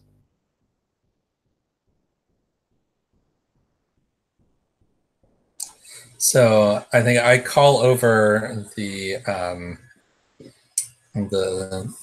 treasurer for the realm and have a quick side conversation with him, and then I like gesture for Miranda to rise again, and I tell you that I'll give you I don't know what our currency is here, but it's it's the equivalent of several $1,000s.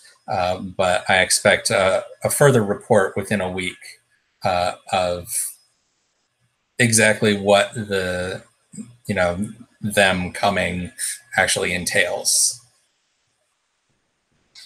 Yeah, I think I kind of bow again, and kind of not expecting for Generous to be that generous, even though it's in the name.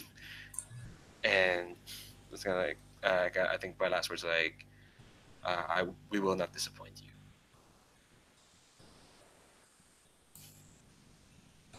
And I kind of want to like read the room and see how all the other people that are at court are reacting to this whole series of events. So would that be study a situation? Yeah.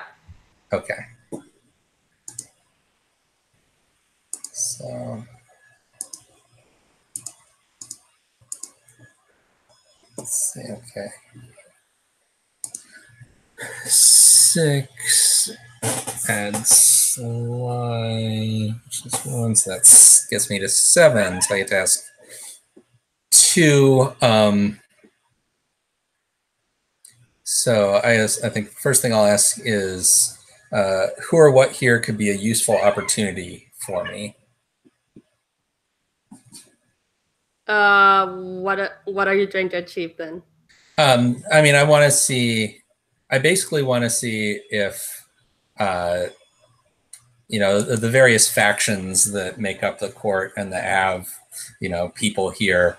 I'm trying to basically figure out how they're feeling about this warning that we've been told is coming from the miasma, and my handling thereof. So what I'm hoping for is that there are some people who are kind of impressed and positively inclined towards my regime on the basis of this and willing to help. And I'm hoping that nobody is like either totally freaked out about this warning and likely to do something unexpected on the basis of it, because I kind of want to manage the whole situation, right? So I'm hoping that there's nobody that's like, oh my gosh, we gotta go, like take things into our own hands, or that's like, this is total bullshit. Why is Generous even paying any heed to this, crazy rumor? So I'm trying to feel out if anybody is having those kind of reactions, so that I can kind of deal with that, account for that. So I think the main thing is that the people don't seem to be paying much attention to how you handled the situation about the well, it's not how you handle the situation. Like they're paying less attention to your your equipment of this person and more about the tongues thing. So there are quite a few people that are weirded out by the whole why did Generous just just say yes to this person who who just babbled in tongues in the middle of court for no reason. Okay. So that's the general impression. Like they're confused but not really freaked out. Okay. And you have a second question. Yeah. So let's see.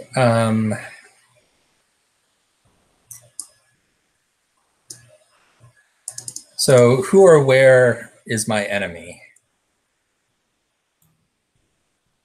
In the sense that, like, or I guess that like you kind of phrase to, is there an enemy here out of all the people that are present at the court?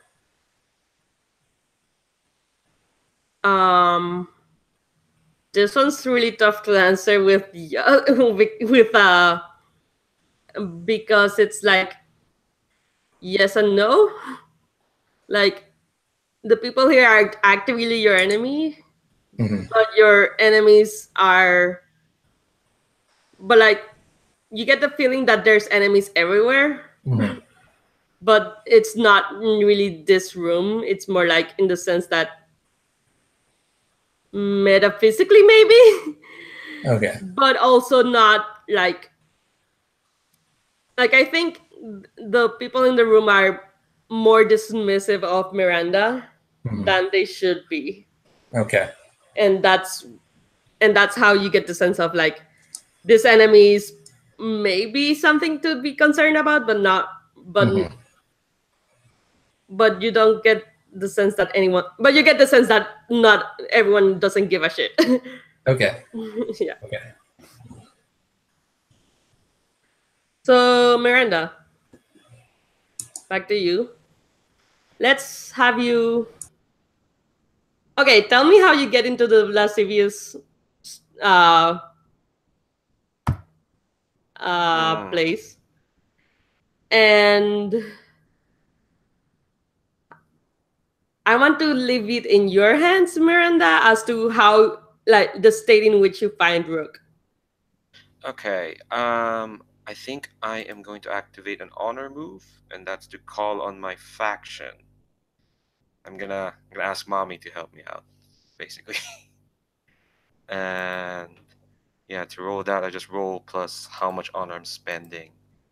I think you know, why not live dangerously? I'll spend both. So that's +2. Actually, no, +1. No, this is too early to be spending that much honor. So I will do d6. Okay, so that's a 7. Okay. Alright, so I can activate one of my faction's benefits, but the MC holds 1. And that means I owe the family a favor of some sort. But I think it's gonna be wealth. And what that means is basically I'm gonna go in there because look, my code doesn't stop me from having sex with people. I basically buy my way in to be like, well, look, they're they have services, so I'm gonna go in and basically it's like, well, I come in with my garb and just be like, basically saying, no, I'm doing this spooky sort of, I have need of your services, and just start waving money their way. And I'm gonna assume the visuals were like, they're fine with that, money and whatnot, and whatever she's into, they might provide. And hmm, what's I kind of want to leave it up to Rook on the state he's in, Sure. like, because he'd know better the relation between him and this rival gang. Yeah, I don't know. Maybe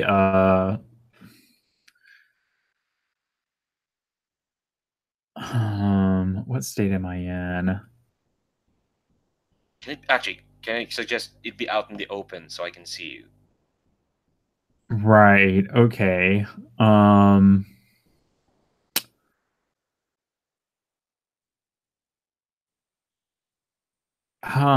Yeah. I'm trying to think of what they were doing with me after they captured me. How they would use that. And I'm thinking that it would be in their interests to either use me as leverage or kind of diminish the reputation of my group since they're like rivals in a way. I think that sounds more likely. So yeah, I think they've got me just like chained up like in public.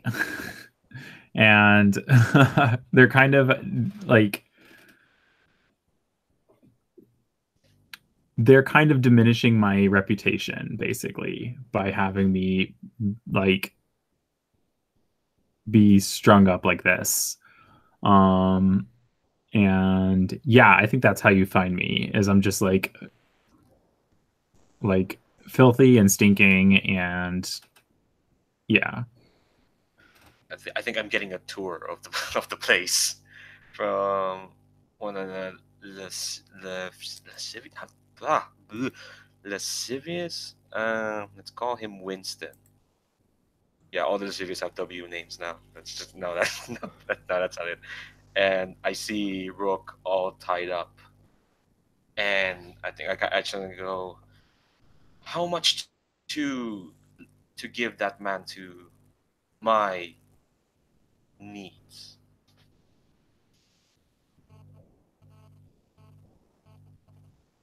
Uh, he's not one of us. Then you have no need of him.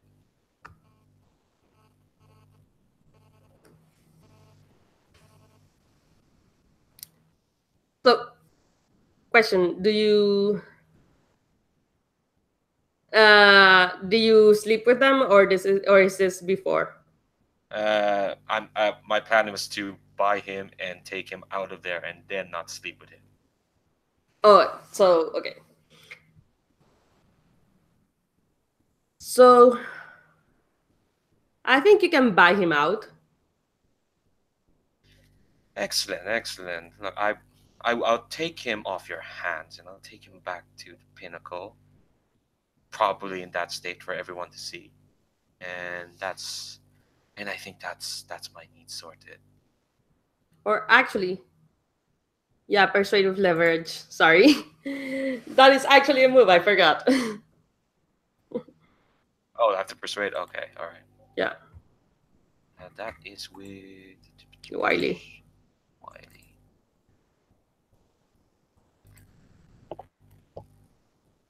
Am I Wiley? Apparently I am. Thank God, because I rolled a 5 plus 2, that's a 7. All right.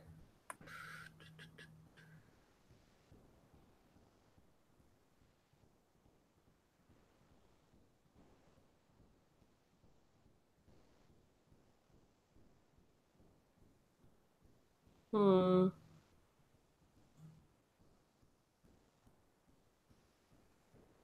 Yeah, it's the first one. They want even more. They want, but also concrete proof. It's kind of mixed. They want to make sure that you're gonna parade him off. Um. Ooh, what proof? I think Miranda says to the extent that, well, then why don't? I'm assuming this is kind of at night-ish, or yeah. Well, Sure. then why don't then I propose that I'll come back tomorrow at the crack of dawn or midday and make a public show of taking him off your hands. And fortunately, where I'm taking him is where all people will see. And I think just to further grease the wheels, I think I'm gonna kind of spend a barter to give them an equivalent of more money. Sure. Go ahead. Yeah. So yeah. Yeah, eventually that happens and Rook, you're free, but uh Am I free right now, or are they coming back to free me? I mean, it's like she's coming back to free you, but Okay, so here's what I'm imagining. I'm imagining that I'm chained up, and I think that it's a bit later, and it's like dark, and I think someone comes by to give me water.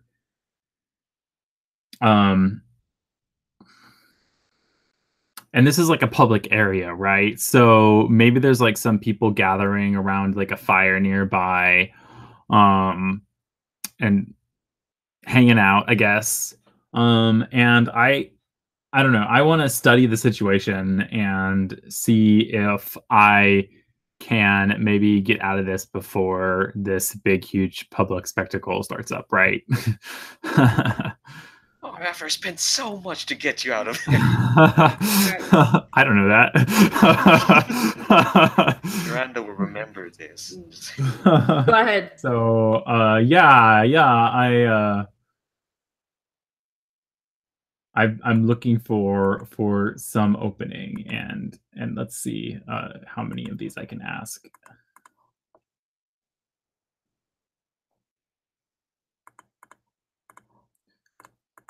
I'm just gonna put out 2 new dice. Okay, I did not get it. I got a total of, oh man, 3. But that is one of my highlighted stats, at least. So that's the good news. You get XP. I think I have 2 total so far. Is that how that works? Yeah, it's per scenes, and this is a new scene. What is your question? Yeah, do I ask one anyway? Yeah, it's what. Oh I yeah, asked I anyway. missed. Okay. I'm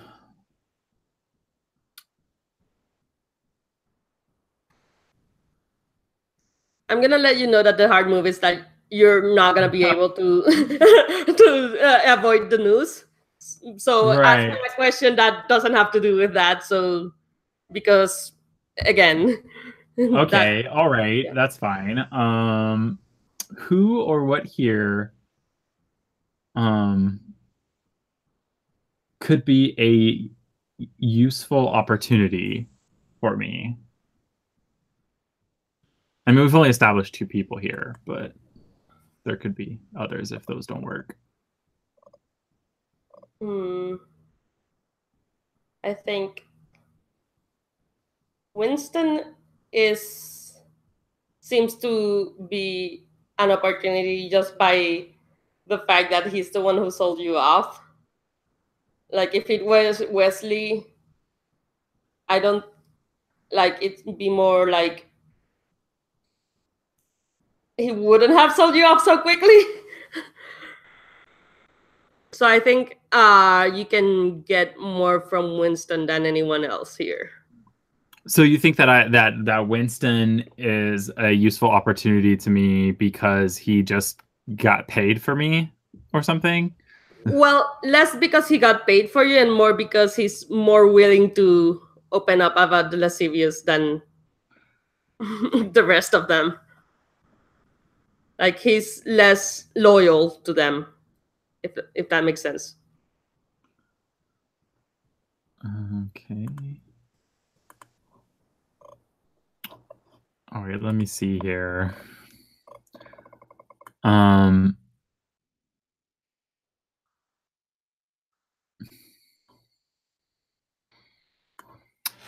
Yeah,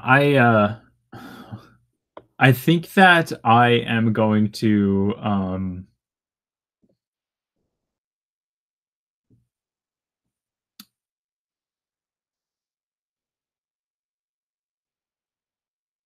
I think I'm going to like call him over.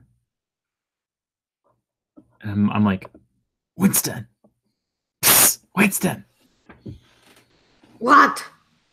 What is it? He goes over. And I'm like, you do realize that you're just being, a pawn in some bigger game, and at the end of the day, you are not going to make it out of this alive, probably. So if I were you, I would think about who here is the most capable for getting you out of here before this public showing. I don't know. Am I persuading with leverage or something, or am I just I think you're just sassing him like you're chained up. He's not. right?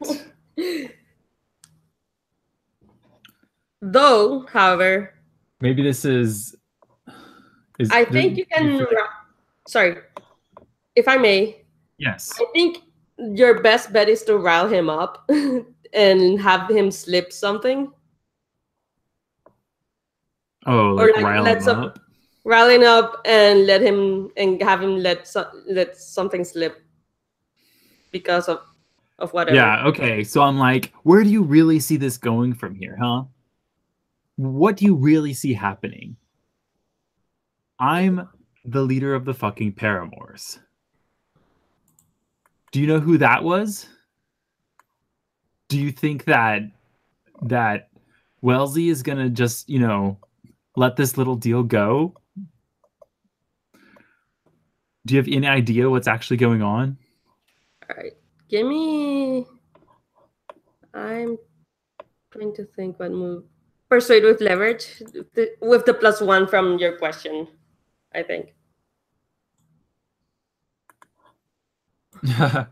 Okay, I got boxcars this time. All right. But yeah, it would be a modified that because it's not like an offer or anything. So it should have been I guess face to rest, but whatever. That's fine. I mean, whatever. If it's face to rest, then I achieve what I set out to do. Which is fine, because you do. He starts rambling about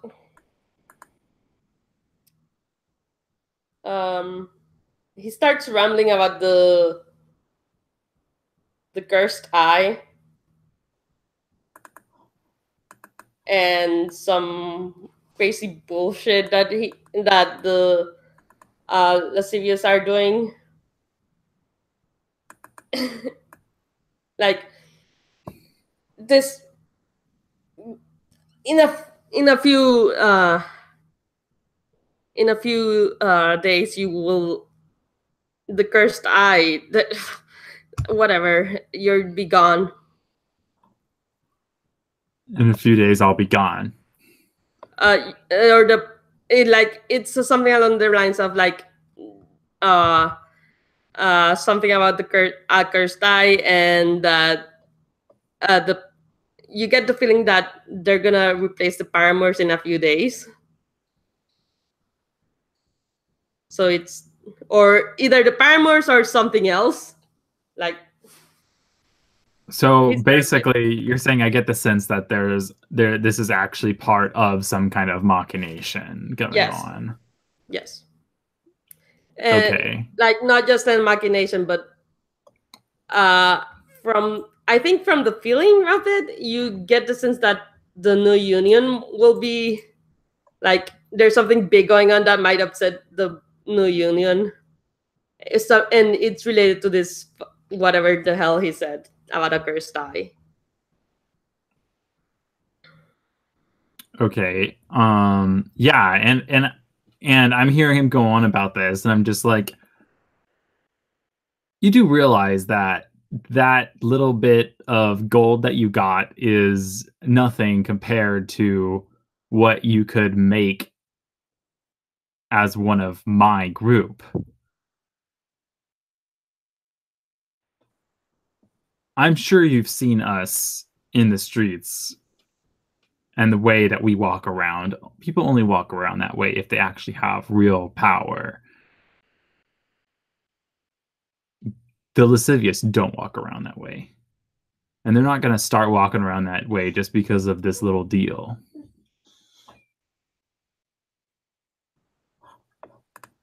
So, out of character, what's your intent? I guess I'm trying to get Winston to complicate this public spectacle, which you've said I can't get out of, right? So yeah, I think that I just want this to not go according to plan, even though I'm going to be involved in some way, right? Yeah. So I don't know. I guess I'm not trying to use a move here. I don't know. We can just go ahead and move forward. I think that would probably be best. Yeah, I think so. I think we can have one more scene, and it's gonna be Severn and Generous. If that's cool with you. Okay.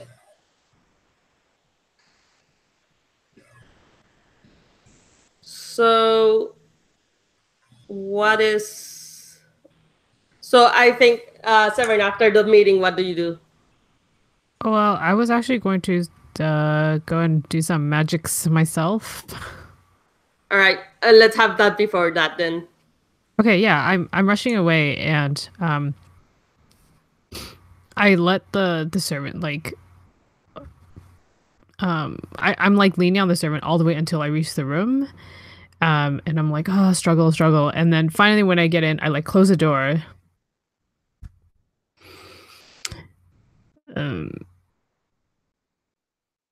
What do I do? Oh, Kento. Yes. Oh, okay. Are you sorry? right? What is Kanto's personality? I'm sorry. Well, I don't know actually. Kanto just the only thing that I know is that they hate me, but not much else. Right. Are you all right? What the hell was that about? What was that about? Why did you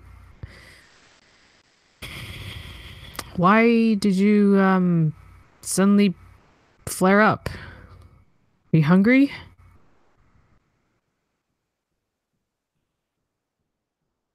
That girl is bad news. Yes, we know that. You told me about this before. Is there a particular reason? Do I need to report something or I'm like pulling out like a quill and like parchment and like ready to take notes.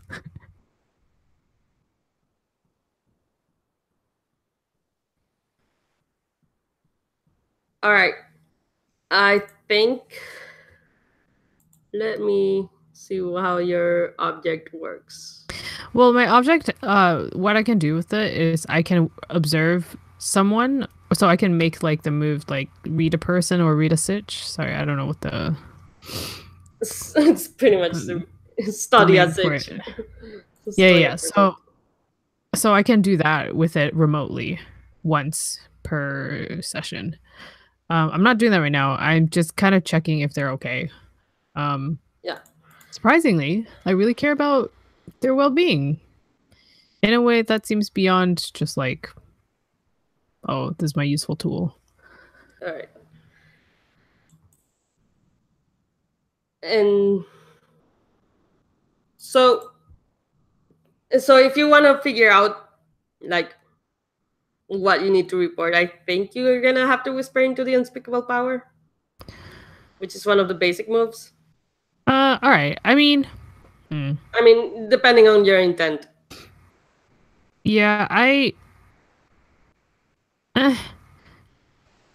Like, if your intent is just like getting information out of Kanto, then I guess persuasive leverage, maybe. it's fine. I was just asking, but if they're like being moody, then I'll just move on. I mean, And- they're being moody, yes. Oh, okay. Well, I go to like a stash of cookies and then place one. And I also like do the thing where I look like I'm pulling the air in front of my eye, and then like the eyeball like floats out, and then my eye like sinks in. Kind of gross. And then I like put the eyeball like where there's like a plate of cookies.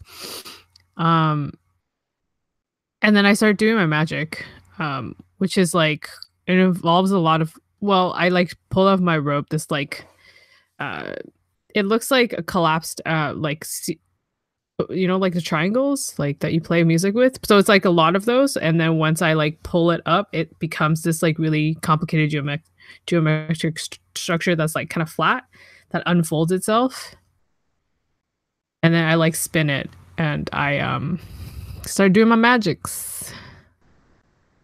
What is your intent? My intent. Oh, maybe I do need Kanto's help. Yeah. Okay. So I guess I'm not speaking to that. I'm not whispering to the unspeakable power, because let me just double check what I can do with it. Blah, blah, blah, da, da. You can also harness. Oh yeah, I can harness it. Basically, what do you want to do? Well, it's a minor. Sorry. You know what? What do I do? What do I want to do with the lady? Do I just want to lie to her? I mean, I could. Cordelia. You know what? No, okay. So I lift out my implement, and then I'm like, no, I can't do that. And then I like walk over and say, Kanto, I need your help. What is it? I need to speak. Actually, I need to figure out the situation with, the SRS. I got you cookies. There's a lot of cookies. I will grab you more. I'm gonna roll.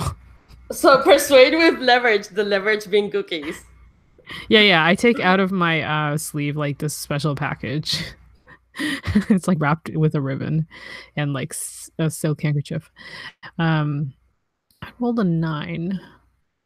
Don't remember. So yes, I can use that widely to persuade with leverage. Yeah. Oh, okay. So that's an 11. All right, cool. So wait, what are Kanto's pronouns? They. Okay, so they're okay with it. And now you need to roll either study a person or study a sitch. Yeah. I'm gonna study oh my gosh. Hold on. Go back to see.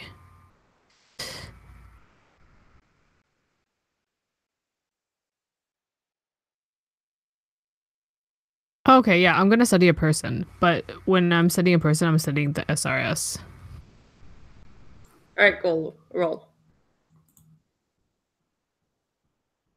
Oh, hold on. There. Oh. Yeah, it's a. Oh, do I roll? Sly. Okay. Yeah, it's like a 12. Okay then. That's 3 questions. Sweet. Let's see. What do I want? What are the SRS's current plan? And I guess this is specifically about the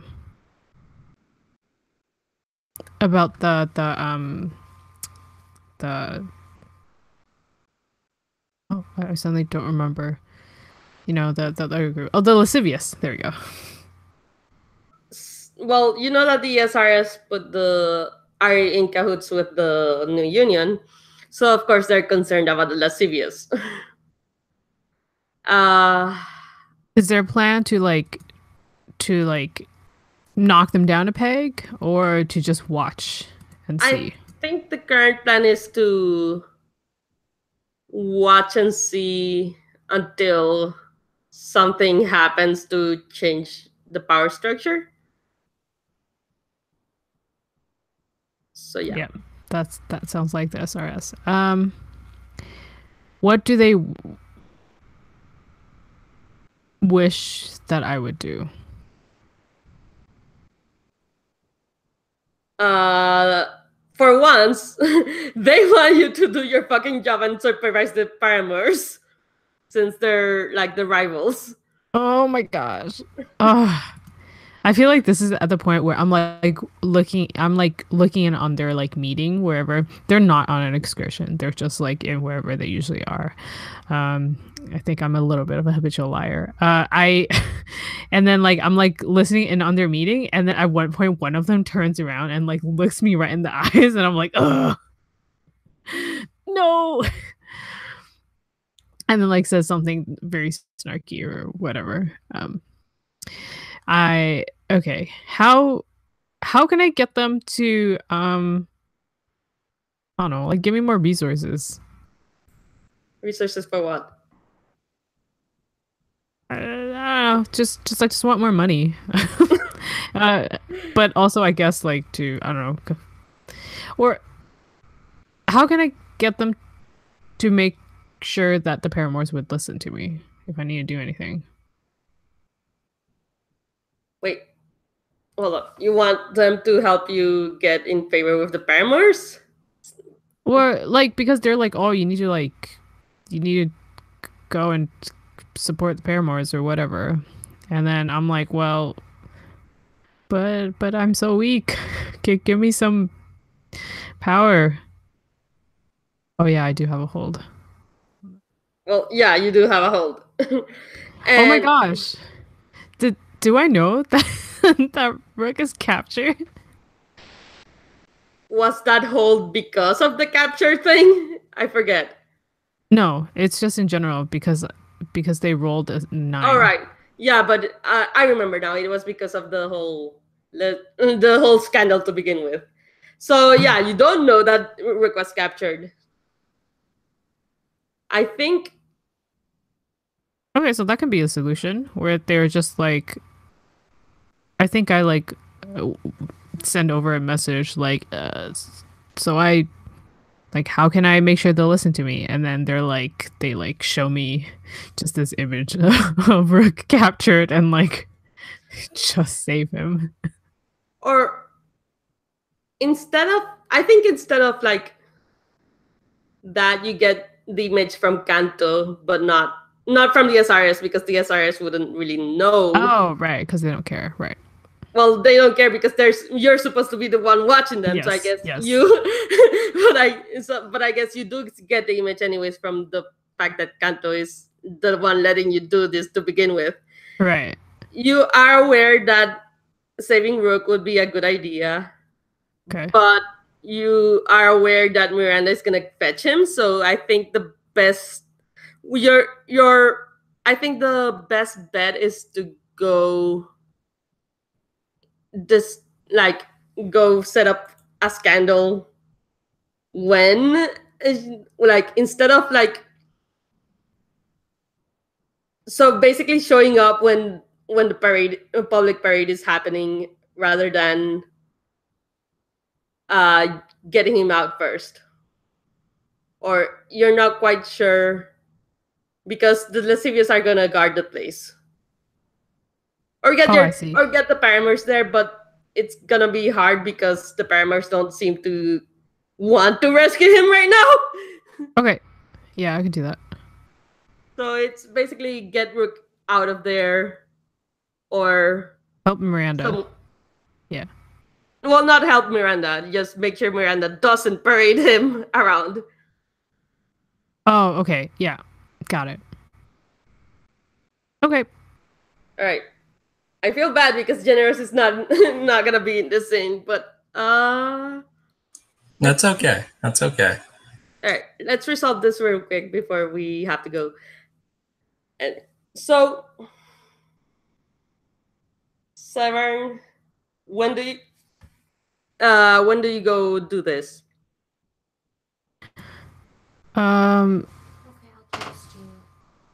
Okay. I go right away. Because apparently this parade is happening soon. It could be tomorrow or it could be today. It's not clear to me. So yeah, I go.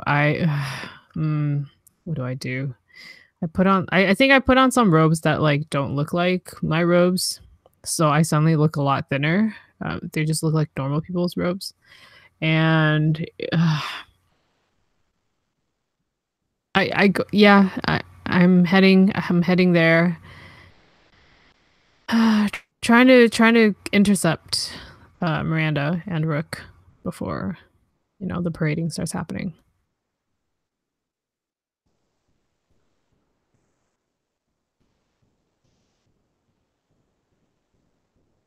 So would this be right before it starts? Sure. Yeah, I'm gonna. Well, if this is in, like, it depends if this is in the morning or the night. Like, when do you have the? I think I'm imagining in the night because of the time frame. Severn went to do their thing. Right Yeah, it's after probably at night. Yeah, it'll be at night then. Yeah, because I'm coming in the morning, so I'm not around. Yeah. So I think it will be face to rest to see if they'll even let you in. I'm curious as to what Generous thinks about the situation, though. Like, do they want to do any kind of political maneuvering? Because we can all do things at once, right? That's not like only I have to be the one. I mean, I guess the question is, do I know what's happened with Rook? Why not? No, because is that common knowledge to everyone that Rook is on display in the lascivious hideout? Because I was envisioning that I didn't know that this was all going on, which is why I was like, okay to sit back while it got worked out. I think you don't currently know, but you will find out eventually. Oh, okay.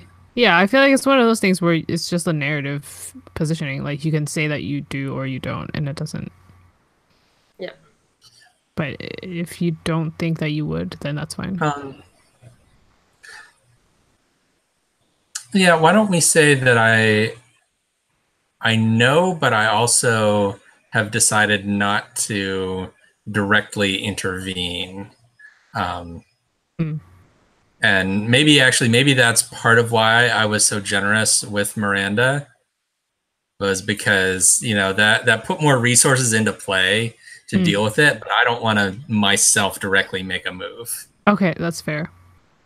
All right, okay, so then I get on a donkey or whatever, and I go there. I feel like I need a roll for this because I'm not very good. I think it's like either sneaking in. All right. So what's gonna happen?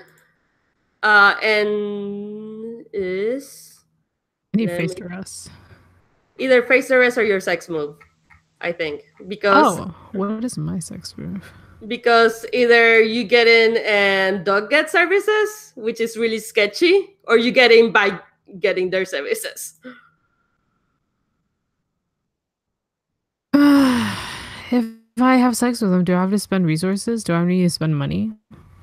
I've decided that Severn is a very money conscious person. I hmm. The Let me think about that. I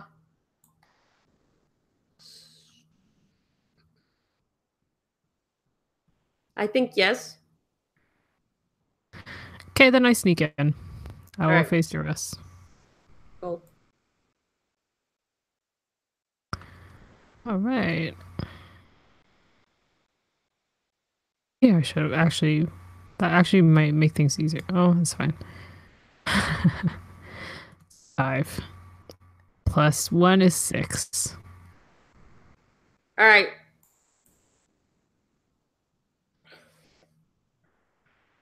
So I think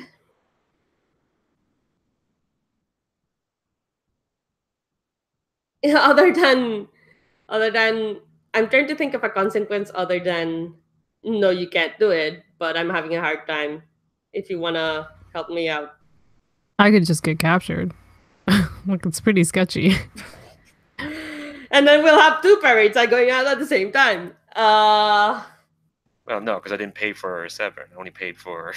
Yeah, that's true. Oh, accurate. Let me think. Yeah, I could get captured. Kanto could act up. You know, lots I of was things. thinking more Kanto would act up. Sure. And like, what are you doing? I'm trying to climb the wall.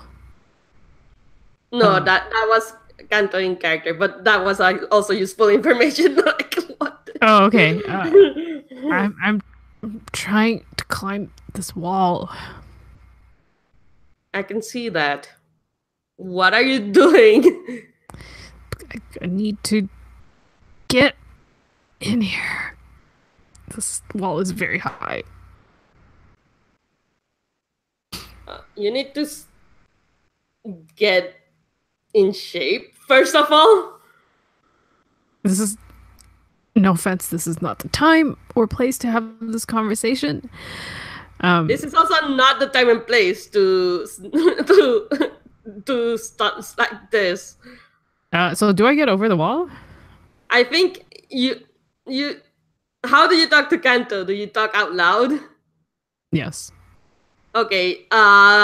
So you see, I think on the corner of your eye, you see the lascivious guard just look at you really weirdly, like this strange motherfucker or whatever is talking to themselves while climbing our fucking wall. Could you give me a hand? Would you give me a hand? What the hell are you doing? I see this is not the front door. Very clearly. Oh, look, I am stuck here. Would you mind helping me down? I think the lascivious guard helps you down. And you manage to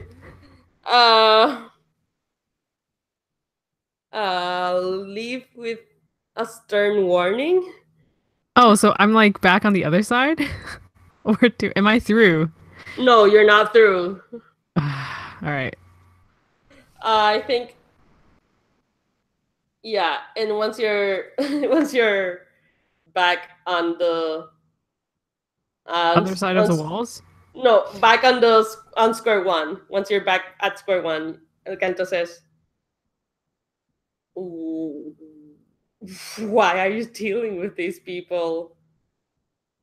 Kanto, let's look. I understand you have many opinions, but I just give me 1 second. I take out the thing that looks like a series of triangles folded onto each other, and then I unfold it so that it's all spread out again. I spin it, and I will harness the unspeakable power because clearly I cannot do anything without it. Right. That's a 6 plus 2 is an 8. Oh, So what's your intent?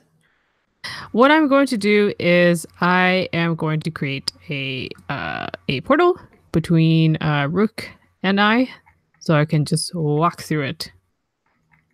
Yo. Or like if that's like layman's terms. Like really what I'm doing is I'm like I'm putting a very slight incision in the space-time so that I can reach Rook, and then when I come back, because it's a very slight incision, it should close back perfectly. If I leave it open for too long, then things will get bad, but I don't think it should end up like that.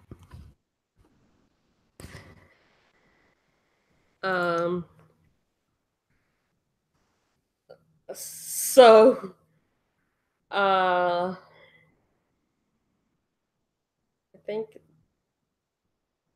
Kanto's asking like, okay, but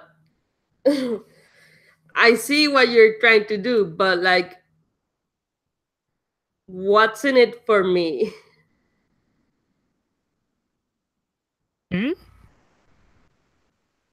Just out of character, like I'm not using Kanto's power, so. I mean, I'm just doing the request some small show of loyalty. Oh, I see, but I'm not using power okay. though. Yeah, because this is my own thing. Unless I'm asking them to like spy on someone, which I'm not. So. Okay, so how do you get your power when you're not using Kanto's power? I draw it from the ground. Okay. Yeah. And I use my body as a conduit, basically. Okay, so how do you think you can show your loyalty to the ground? I mean, I kneel on the ground on my creaky knees and then kiss the ground. And I'm like, thank you. All right. Sure. I'll take that for now since we're running out of time. Okay. I think you get Rook out. This is fine. Yeah, I stepped through the portal. Oh. I don't know if Philip is still there. I am. I'm here. Sweet. Okay, yeah. Yeah, you just like magically appear. Hello, Rook. Shall we? And I'm like, yes, just get me out of these shackles. Oh, right. Do I need to roll again for this, or can we just like kind of no? Like, we can hand wave it as you get Rook out. Yeah. I think I like wave my hands or something, and then yeah, cool. And then I like slip into this portal thing behind you, I guess. you just like step, and then we're outside again. Sweet. And I am a mess. Sounds great. Yeah, I'm like standing really far from you, and maybe surreptitiously covering my nose.